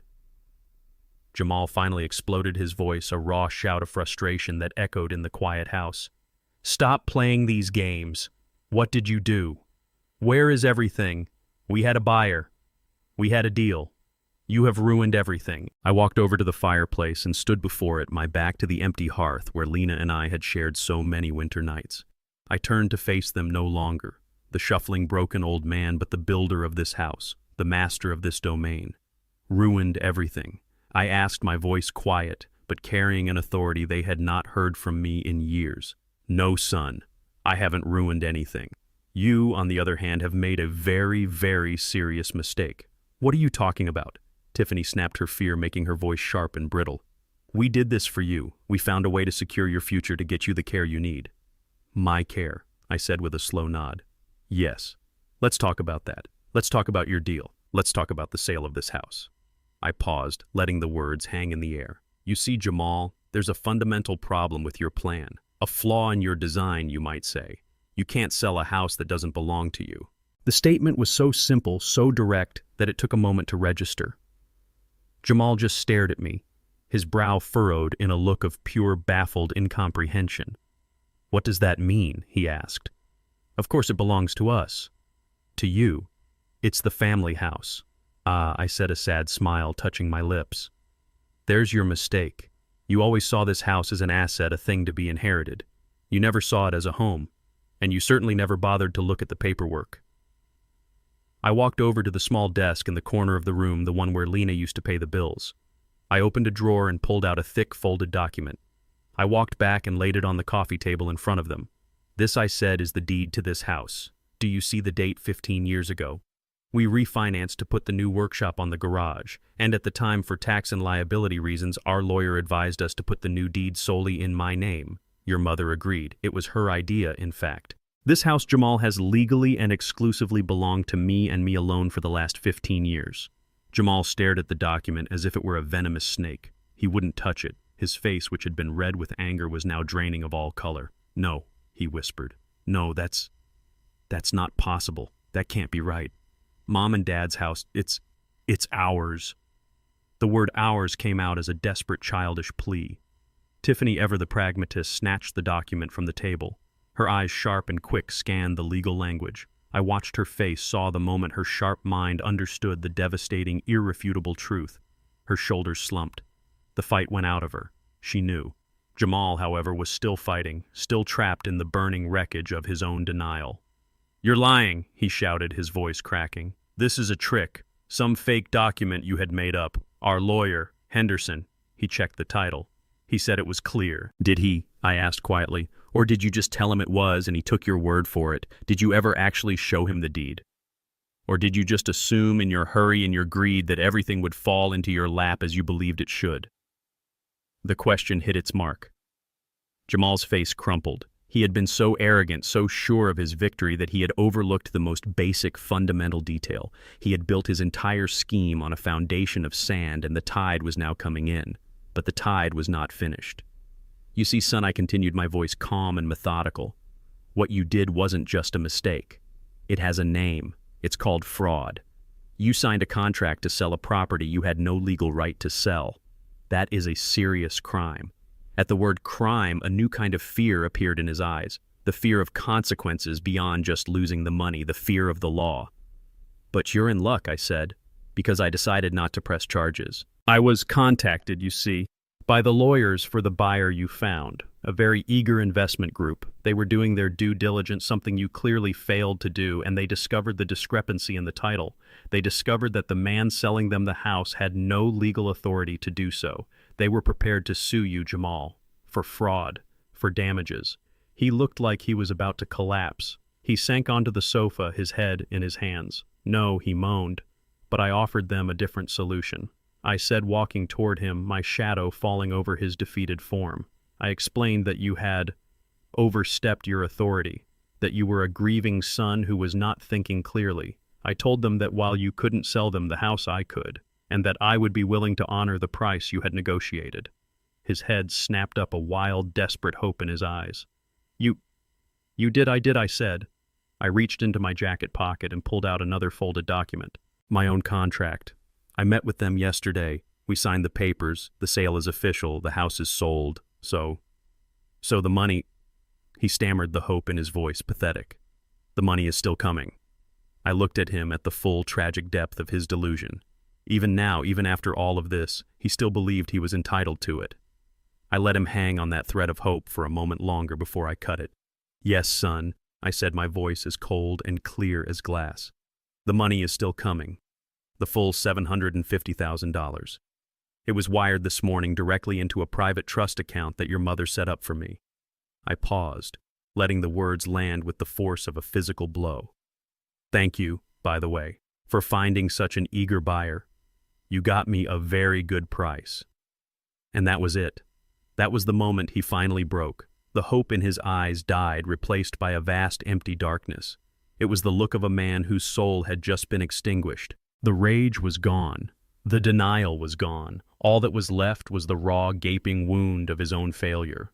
He made a sound, a low, guttural moan of pure despair. He had not just failed to get the money, he had personally gift-wrapped it and delivered it directly into my hands. His grand, brilliant plan had resulted in his own complete and utter ruin. But the debts, he whispered, his voice the broken sound of a man confessing his sins. Tiffany, we needed that money. He looked up at me, his face a mask of pathetic, pleading desperation. The predator was gone, and in his place was the weak, frightened boy he had always been. I looked at my son, at the man he had become, a man who had been willing to throw his own father into a home and sell his childhood memories to pay for his wife's shopping habits. And the last remnants of my fatherly pity evaporated, replaced by the cold, hard finality of justice. Lena's justice. Those sound like your problems, son, I said. Not mine. The silence in the room was a heavy, suffocating thing. My son Jamal was a collapsed ruin on the sofa, his head in his hands, the full weight of his colossal failure finally crashing down upon him. He had gambled everything on my weakness, and he had lost in a way he had never imagined possible. Tiffany stood frozen in the middle of the room, her face a pale, blank mask of shock. The numbers, the brutal, final numbers, were running through her mind. The loss of the house, the loss of the money, the loss of the life she had been so certain was hers. They were adrift in the wreckage of their own greed, and the storm they had unleashed had consumed them utterly. I looked at them, my children, or the strangers who wore their faces, and I felt a profound and weary sadness. This was the end of the road, the tragic, inevitable destination their choices had led them to. I had no more anger left, only a deep, hollow ache for the family that had been and the one that could never be. I walked slowly through the living room, the room they had so eagerly planned to gut, and renovate the room they had just mentally stripped for parts. I ran my hand over the smooth, worn wood of the mantelpiece I had built with my own hands. I paused before Lena's favorite armchair, its floral pattern faded from years of sunlight and shared stories. Your mother and I began, my voice quiet but carrying to every corner of the silent room. We always wanted to leave you something, a legacy, something to remember us by, and we have. At my words, a flicker of something wild and desperate appeared in Jamal's eyes. He looked up at me, his face a mess of confusion and a tiny, insane spark of hope. Was there something else? Another account? A piece of the puzzle he had missed. Tiffany's gaze snapped toward me, her mind, ever the calculator, instantly searching for a new angle, a new possibility. I let them hang on that fragile thread for a moment before I cut it. All of this, I said, my voice soft but unyielding as I made a slow, sweeping gesture that encompassed the entire room. The sofa, the dining table your mother cherished, the one where we hosted 50 years of Thanksgiving dinners, the grandfather clock that belonged to my own father, the beds upstairs where you slept as children, all the furniture you were so eager to put into storage. It's all yours. Consider it your inheritance.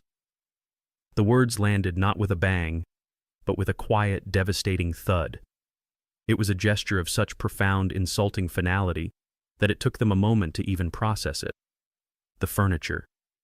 The physical objects, the heavy, cumbersome shells of a life they had disdained. Just hours ago, Tiffany had been appraising these items with a cold, greedy eye. Now they were a burden, a liability. They were the ones who would have to pay the movers who were still waiting outside to haul away this mountain of wood and fabric that was now their only inheritance. Its monetary value was a pittance, a cruel joke compared to the fortune they had just lost. Tiffany let out a sound, a choked, incredulous laugh that held no humor. The furniture, she whispered the words, laced with a venomous disbelief.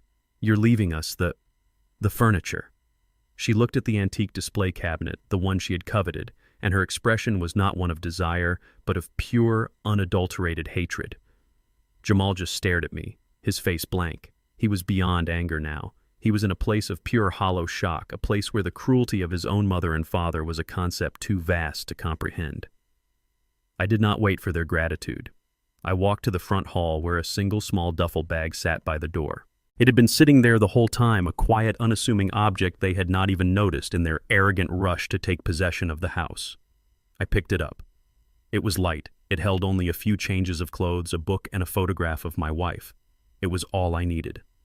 Jamal finally found his voice, a last pathetic attempt to salvage a shred of dignity, to pretend he still had some knowledge, some control. "So where are you going now, Dad?" He sneered, his voice a ragged, ugly thing. "Back to your armchair to talk to Mom's picture. Sunny Meadows won't be so bad. At least your expenses are paid." I turned to face them one last time, the duffel bag in one hand, the new set of car keys in the other. I allowed myself a small, sad smile. "I'm not going to Sunny Meadows, son," I said quietly. "You were right about one thing. My expenses are indeed paid." And then I told them the final truth. The secret that Lena had armed me with her last and most brilliant gift. "Your mother was a remarkable woman," I said, my voice filled with a love and pride that was as real as their greed was false. "She saw all of this coming.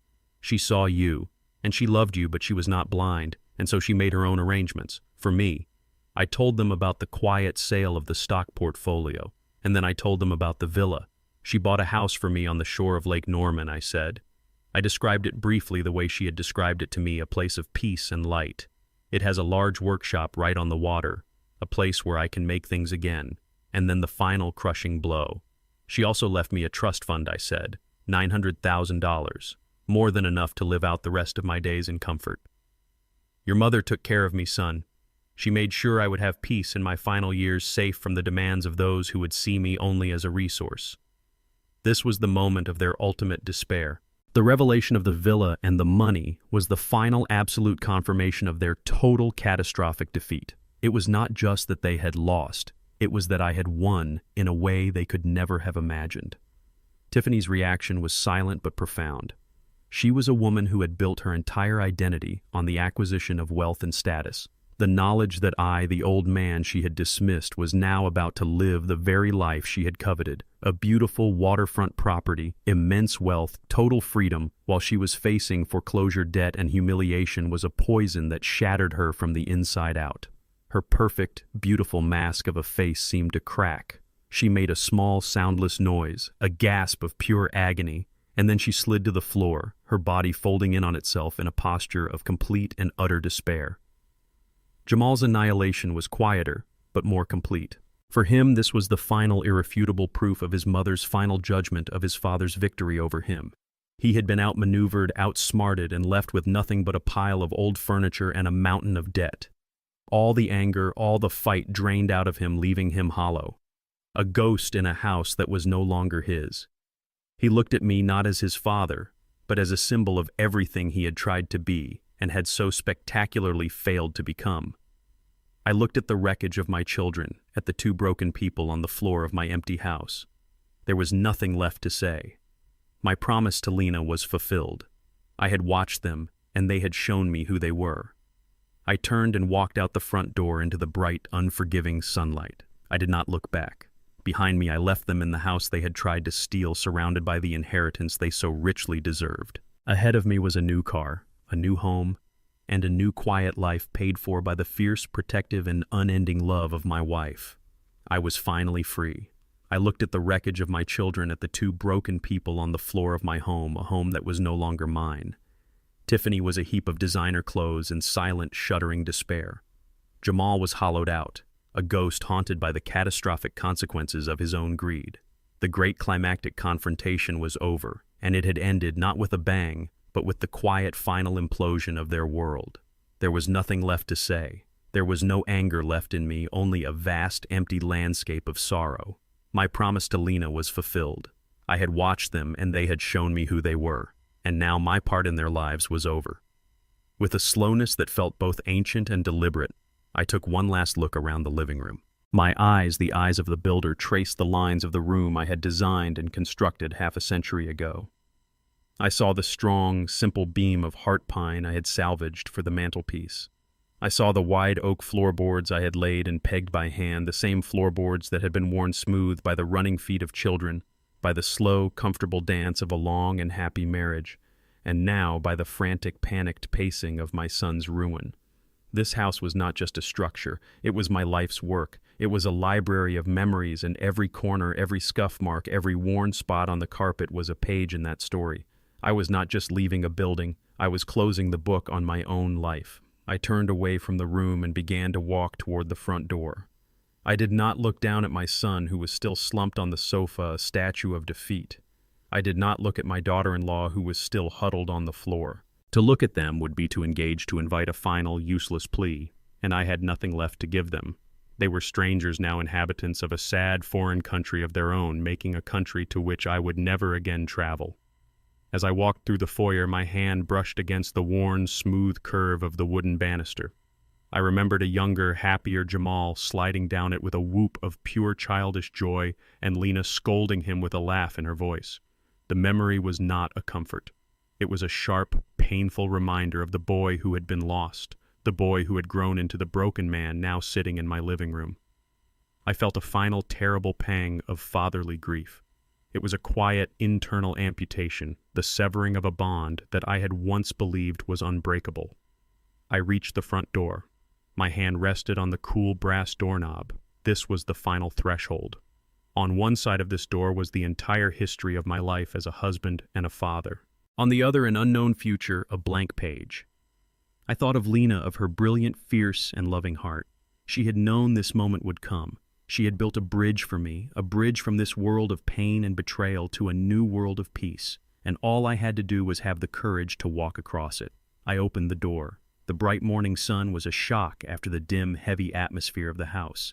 The air was fresh and clean.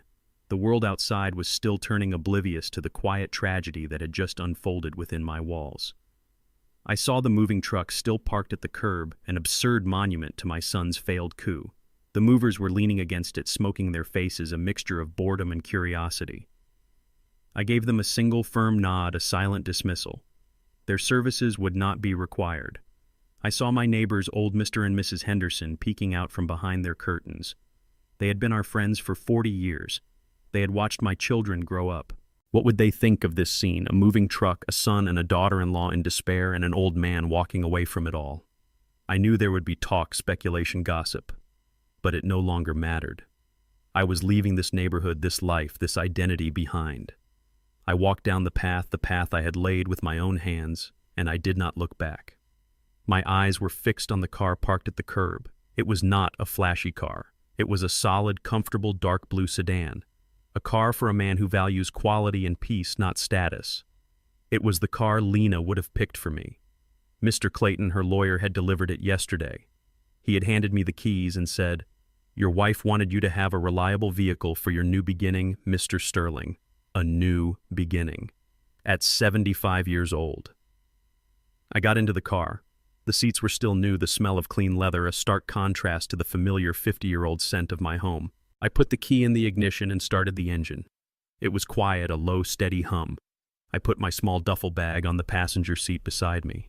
Everything I owned, everything I had chosen to keep from my old life was in that one small bag. It felt strangely liberating. This was the moment of truth. My home, the beautiful, flawed, tragic history of my life was in the rearview mirror. I could turn my head. I could take one last look.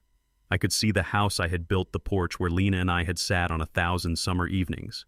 I could see the window of my son's old bedroom. I could indulge in one final painful act of remembrance. But I did not.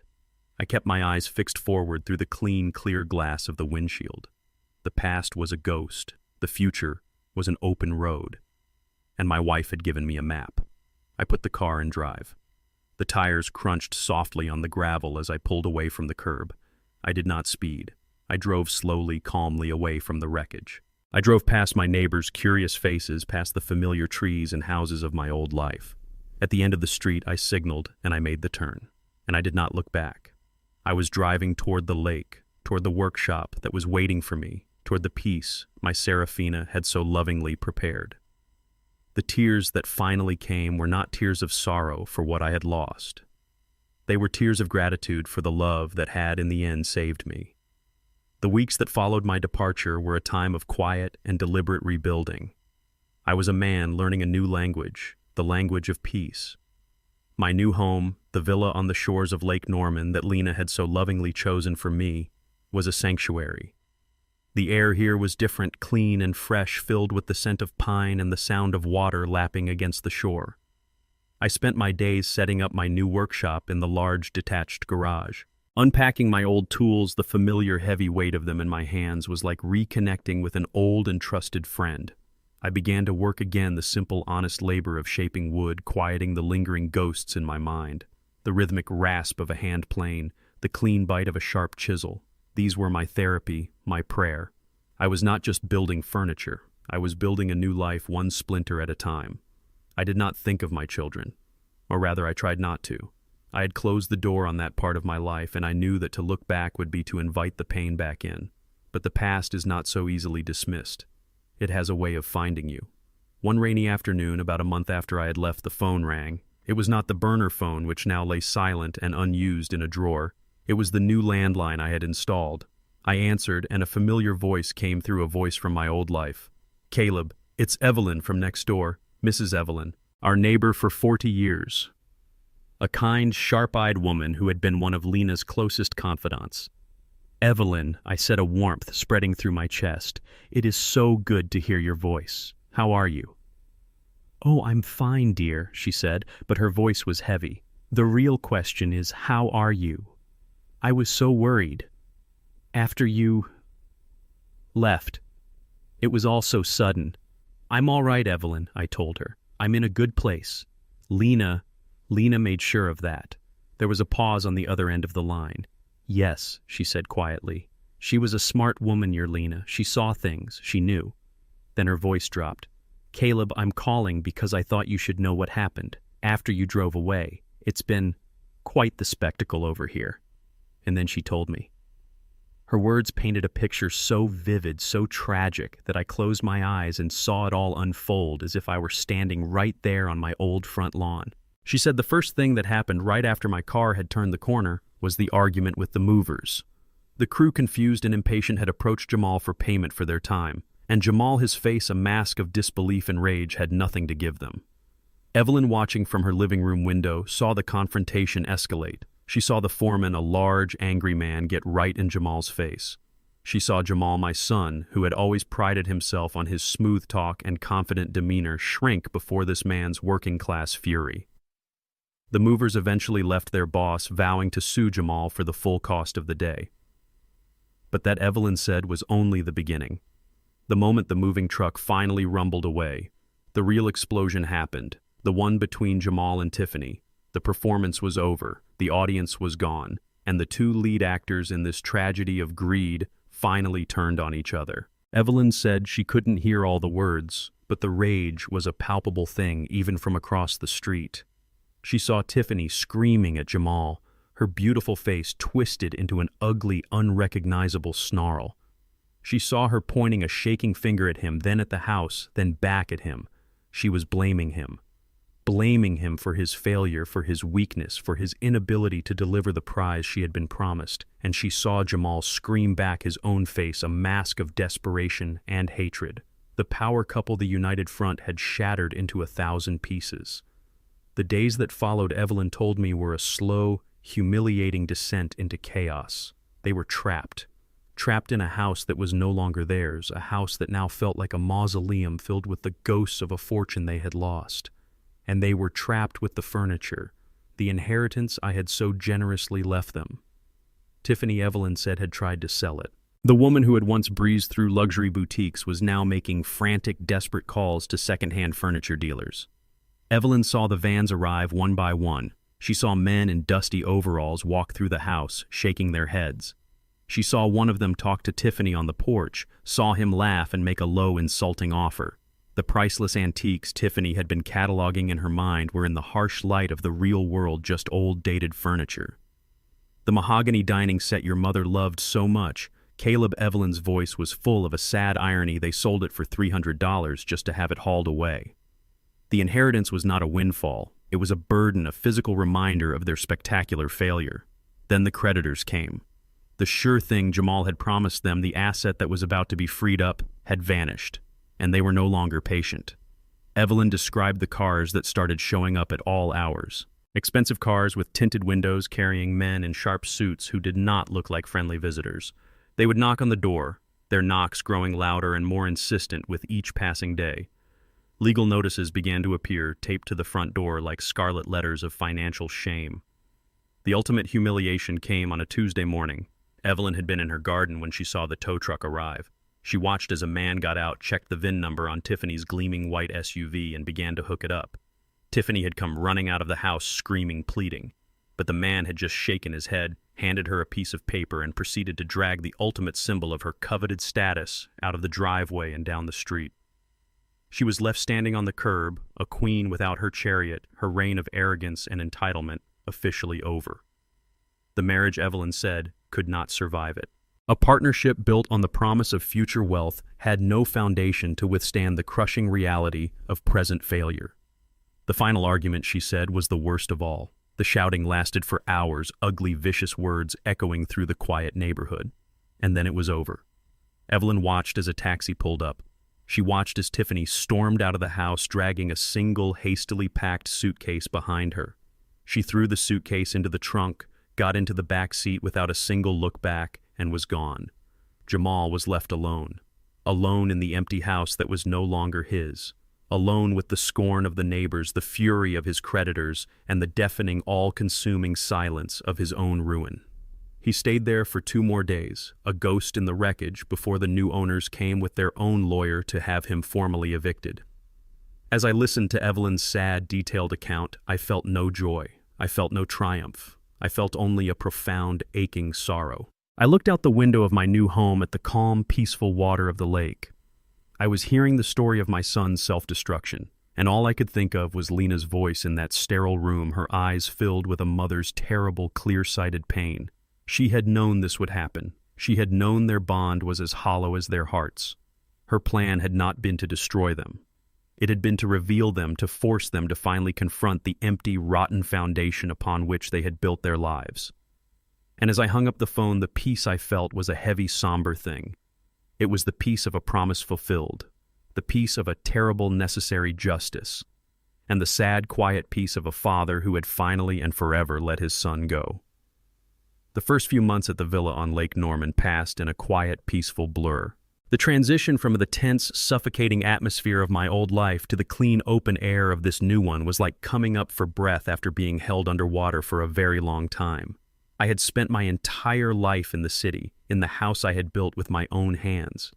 I thought its familiar walls were a part of me, but here in this place my Lena had chosen for me. I learned that a home is not the walls that surround you, but the peace you find within them. The villa was a simple, elegant structure of stone and cedar nestled in a grove of tall pine trees, its wide windows looking out over the calm, blue-green water of the lake. It was not a grand or ostentatious place. It was a place of quiet dignity, a place designed for contemplation. It was a house that listened more than it spoke. And in its quiet, I began to heal. My days found a new, gentle rhythm, a rhythm dictated not by a clock, but by the sun and the water. I would wake with the first gray light of dawn, make myself a cup of strong black coffee, and sit on the wide stone patio that overlooked the lake. I would watch the mist rise off the water, watch the sun paint the sky in shades of rose and gold, and I would feel a sense of peace that I thought had been lost to me forever. In the city, the mornings had been filled with the sounds of traffic and the anxieties of the coming day. Here the mornings were filled with the sound of birdsong and the gentle lapping of water against the shore. After my coffee, I would walk down the short path to the large detached garage that Lena had made sure was part of the property. This was the heart of my new life, my workshop. It was larger and brighter than my old one, with a wide roll-up door that I kept open to the lake, letting in the light and the fresh, pine-scented air. It had taken me a week to unpack my tools, the precious few I had managed to spirit away from my old home before the end. Arranging them on the new walls, setting up the new workbench, was a sacred, deliberate process. Each tool the familiar weight of a well-balanced hammer. The smooth, cool steel of a hand plane was a connection to the man I had been, the builder, the craftsman. I had begun a new project, the first in what felt like a lifetime. It was a chair. An armchair built from a single magnificent slab of black walnut I had bought from a local lumberyard. But it was not just any chair. It was a replica of the armchair that had sat in our living room for 50 years, the one with the faded floral pattern, the one that had been Lena's favorite. The work was slow, methodical, and deeply satisfying. It was a conversation between me and the wood. I would spend hours running my hands over the grain, feeling its history, its imperfections, its potential. The act of creation, of taking something raw and shaping it into a thing of beauty and purpose, was a balm to my soul. The rhythmic rasp of the hand plane shaving a perfect paper-thin curl from the board. The clean, satisfying bite of a sharp chisel, cutting a mortise, the quiet concentration required to join two pieces of wood so perfectly they seemed to grow together. This was my therapy. This was my prayer. As I worked, my mind was free to wander. I would think of Lena not with the sharp, stabbing pain of fresh grief, but with a warm, quiet sense of her presence. I felt she was here with me in the workshop, her spirit infused in the sunlight that streamed through the open door, her voice a whisper in the sound of the wind through the pines. I was not building this chair to mourn her. I was building it to invite her into my new home, to create a space for her to sit with me in the long, quiet evenings. Sometimes a memory of my old life would surface. As I was teaching myself to cut a particularly complex dovetail joint, I had a sudden vivid memory of a 10-year-old Jamal standing on a stool in my old workshop, his face a mask of concentration as he tried to hammer a nail into a block of scrap wood. I remembered the pride in his eyes when he had finally driven it in straight. The memory did not bring the hot surge of anger and betrayal that it would have a few months ago. It was just sad. A poignant, faded photograph of a boy who had been lost somewhere on the long, hard road to becoming a man. I felt a deep, philosophical sorrow for him, for the wrong turns he had taken, for the cheap, glittering prizes he had chased, instead of the solid, lasting joy of building something with his own two hands. One afternoon I was working on the curved arms of the chair, the most difficult part of the design. It required a patience and a precision that bordered on meditative. I had to steam the wood to gently, slowly bend it into its final, graceful shape. It was a process that could not be rushed. If you forced it, the wood would splinter and break. You had to listen to it, to feel its willingness to work with it, not against it. As I clamped the final, perfectly curved piece into place, I stepped back and looked at my work. The chair was taking shape. It was no longer just a collection of disconnected pieces of wood. It was becoming a whole, a thing of grace and strength. And in that moment I saw a reflection of myself. I too had been a collection of broken pieces, the grieving widower, the betrayed father, the angry soldier. But the slow, steady work of building this new life, the quiet rhythm of the days, the honest labor of my hands, it was all slowly, gently bending me back into a new and stronger shape. I was not the man I had been before. That man was gone forever. But the man I was becoming here in this quiet sanctuary by the lake was someone who understood the value of patience. Someone who knew that the most beautiful things in life, a well-made chair, a lasting love, a hard-won peace, could not be rushed. They had to be built slowly, deliberately, and with a deep and abiding respect for the materials at hand. The days at the lake bled into weeks, and the weeks into a season of quiet healing. The frantic, ugly noise of my old life faded, replaced by the gentle, steady rhythm of the natural world. The call of a loon across the water at dawn. The rustle of the wind through the tall pine trees, the slow, rhythmic rasp of my hand plane against a slab of beautiful, honest wood. I was a man in sanctuary, a place my Lena had built for me with the last ounces of her strength and the full, brilliant force of her love. In my new workshop, I had been working on a single devotional project, a chair. An armchair built from a magnificent piece of black walnut, a perfect replica of the one that had been Lena's favorite, the one that now sat in a stranger's house. For months it had been my focus, my meditation. Every carefully cut joint, every smoothly sanded curve was a conversation with her, a way of honoring her memory, not with tears, but with the craft that had defined my life. Today was the day I finished it. I had spent the morning applying the final coat of hand-rubbed oil, watching the wood grain come alive, its deep, rich colors glowing with a life of their own. It was a beautiful thing, strong and elegant, a testament to the idea that with patience and care something wonderful could be built from raw, unfinished material. I ran my hand over the smooth, curved armrest, the wood warm and alive beneath my touch. The chair was done, my work was done, and I knew where it belonged. I carefully carried it from the workshop across the green lawn and into the villa. I placed it in the spot I had prepared for it by the large picture window in the living room, the spot that had the best view of the lake and the setting sun. It was her spot. I didn't sit in it. I pulled up another simpler chair and sat opposite it, as if she were sitting there with me, a quiet companion, in the afternoon light. The house was silent, and in that silence I finally allowed myself to reflect on the entirety of the painful, transformative journey I had been on. I thought of my children, of the ruin they had brought upon themselves. I had heard whispers through old neighbors who still called to check on me of their miserable fate. Of Jamal's bankruptcy, of Tiffany's departure, of the sad, lonely spectacle of their lives unraveling. And as I sat there, I searched my own heart for any trace of triumph, of gleeful revenge, and I found none. There was no joy in their destruction. There was only a profound and weary sadness, the quiet ache of a father who had outlived the children he had once known. What Lena had planned, what I had executed, it was not revenge. Revenge is a hot, angry, selfish thing. It is a fire that consumes the person who wields it as surely as it consumes its target. This had been different. This had been an act of justice. It was a cold, precise, and necessary rebalancing of the scales. It was not about causing them pain. It was about ending the pain they were causing to others and to themselves. It was about restoring a moral order to a world they had tried to twist to their own selfish ends. Lena had not sought to destroy them. She had simply removed the safety net of our love and our wealth, and had allowed them for the first time in their lives to feel the full crushing weight of their own choices. It was a harsh lesson, a terrible lesson, but it was a just one. I looked at the empty chair and I thought of my wife. I had spent 50 years loving a woman I thought I knew completely. But in her final months she had revealed a side of herself I had never seen, a strategist, a warrior, a queen defending her kingdom. I had always been the builder, the one who worked with solid, tangible things. But she, in her final days, had become the architect. She had designed a structure of such brilliant, devastating elegance, a fortress of legal and moral truth, that it had protected me and preserved everything we truly valued. I felt a surge of awe, a love and respect for her that was deeper than ever before. She had faced the end not with fear, but with a fierce protective clarity that was the ultimate expression of her love. And me, I was the man she had left behind to see her work completed.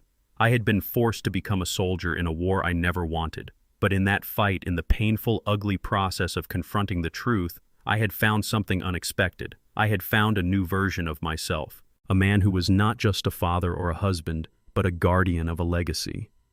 I looked out at the lake, the water sparkling as the sun began its slow descent. The peace I felt was not the empty, passive peace of a man waiting for his end. It was an active, vibrant peace, a peace born of purpose. I had not found peace in spite of my grief. I had found it through my grief. I had honored my wife's memory not by looking backward at the life we had lost, but by building the new life she had so carefully planned for me. The pain of her absence was a permanent part of me, but it no longer defined me. It was now just one color in a much larger, more beautiful landscape. I looked back at the empty chair bathed in the warm golden light of the setting sun. It was waiting. It would always be waiting. It was a symbol of her presence, of her enduring love. And it was a promise.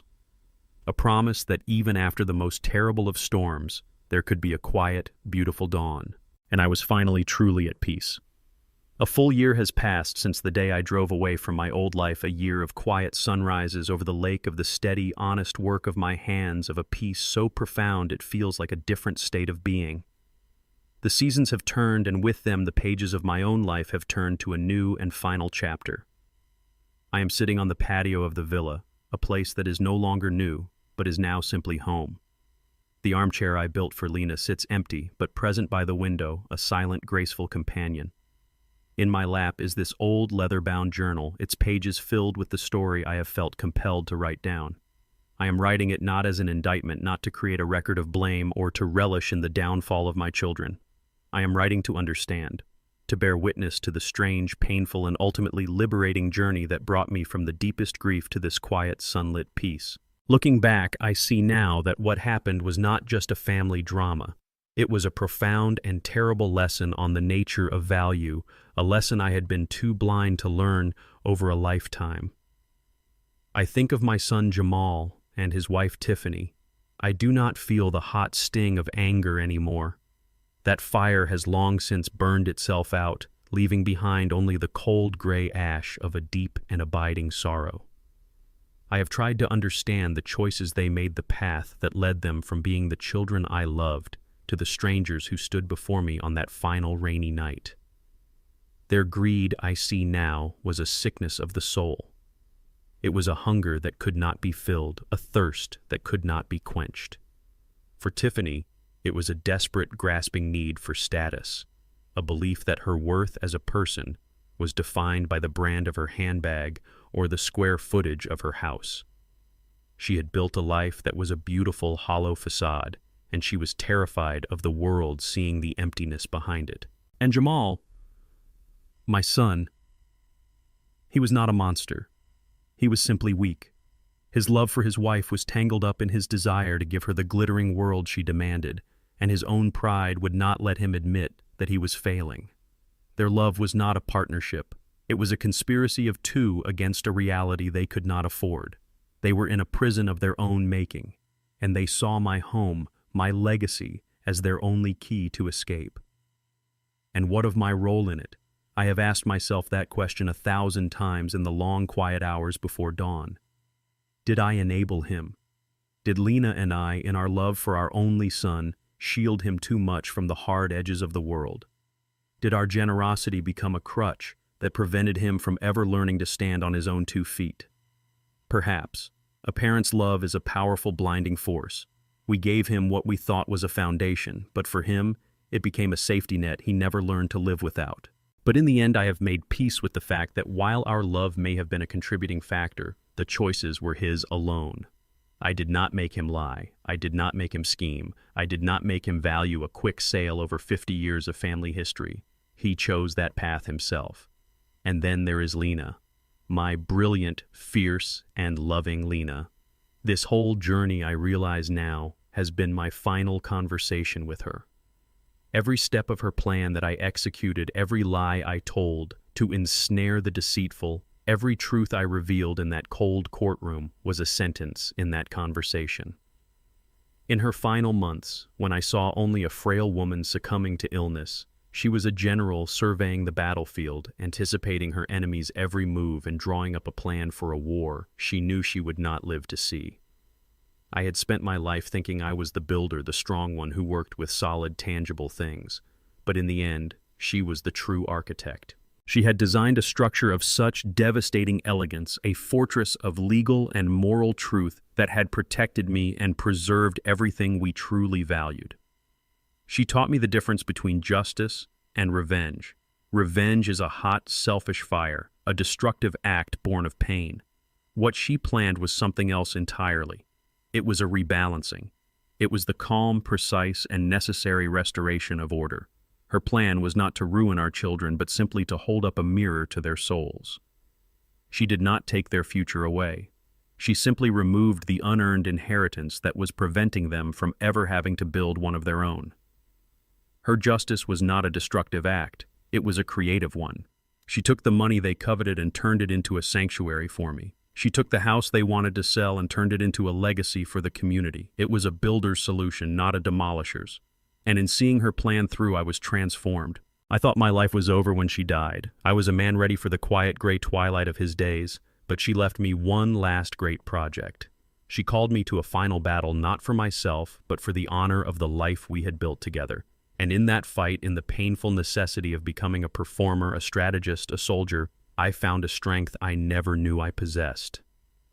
It was not the strength of a young man full of fire and fury. It was the quiet, unyielding strength of old wood of a foundation that has weathered a lifetime of storms and refuses to break. I close this journal now, not because the story is over, but because it has found its true beginning. Through the open window of my workshop, I can hear the sound of a boat's motor on the lake, the distant laughter of children playing on a dock.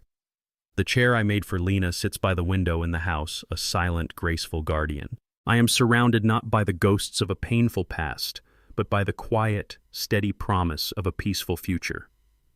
I have found that a legacy is not an inheritance you leave to your bloodline.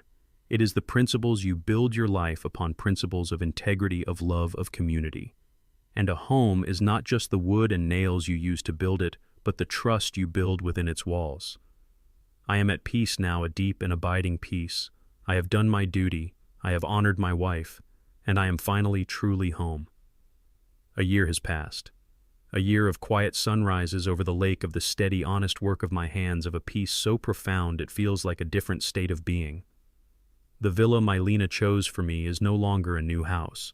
It is a home filled with the scent of fresh-cut walnut from my workshop and the comfortable silence of a life well lived. I often sit here on the porch in the evenings watching the water turn to glass as the sun sets, and I reflect on the strange and painful journey that brought me to this place. I no longer feel the hot sting of anger when I think of my son. That fire has long since burned itself out, leaving behind only the cold gray ash of a deep and abiding sorrow. I have come to understand that his greed was not a sign of strength, but of a profound weakness. He and his wife were chasing a life they believed they were entitled to, a life of glittering surfaces and hollow status. They were so blinded by the price of everything that they had forgotten the value of anything. In their desperate attempt to seize a material inheritance, they forfeited the only one that truly mattered, the inheritance of love, honor, and family. Their story is a tragedy, a cautionary tale about how a house full of possessions can be the emptiest place in the world. My wife, my brilliant Lena, saw this with a clarity that still takes my breath away. Her final plan was not an act of revenge.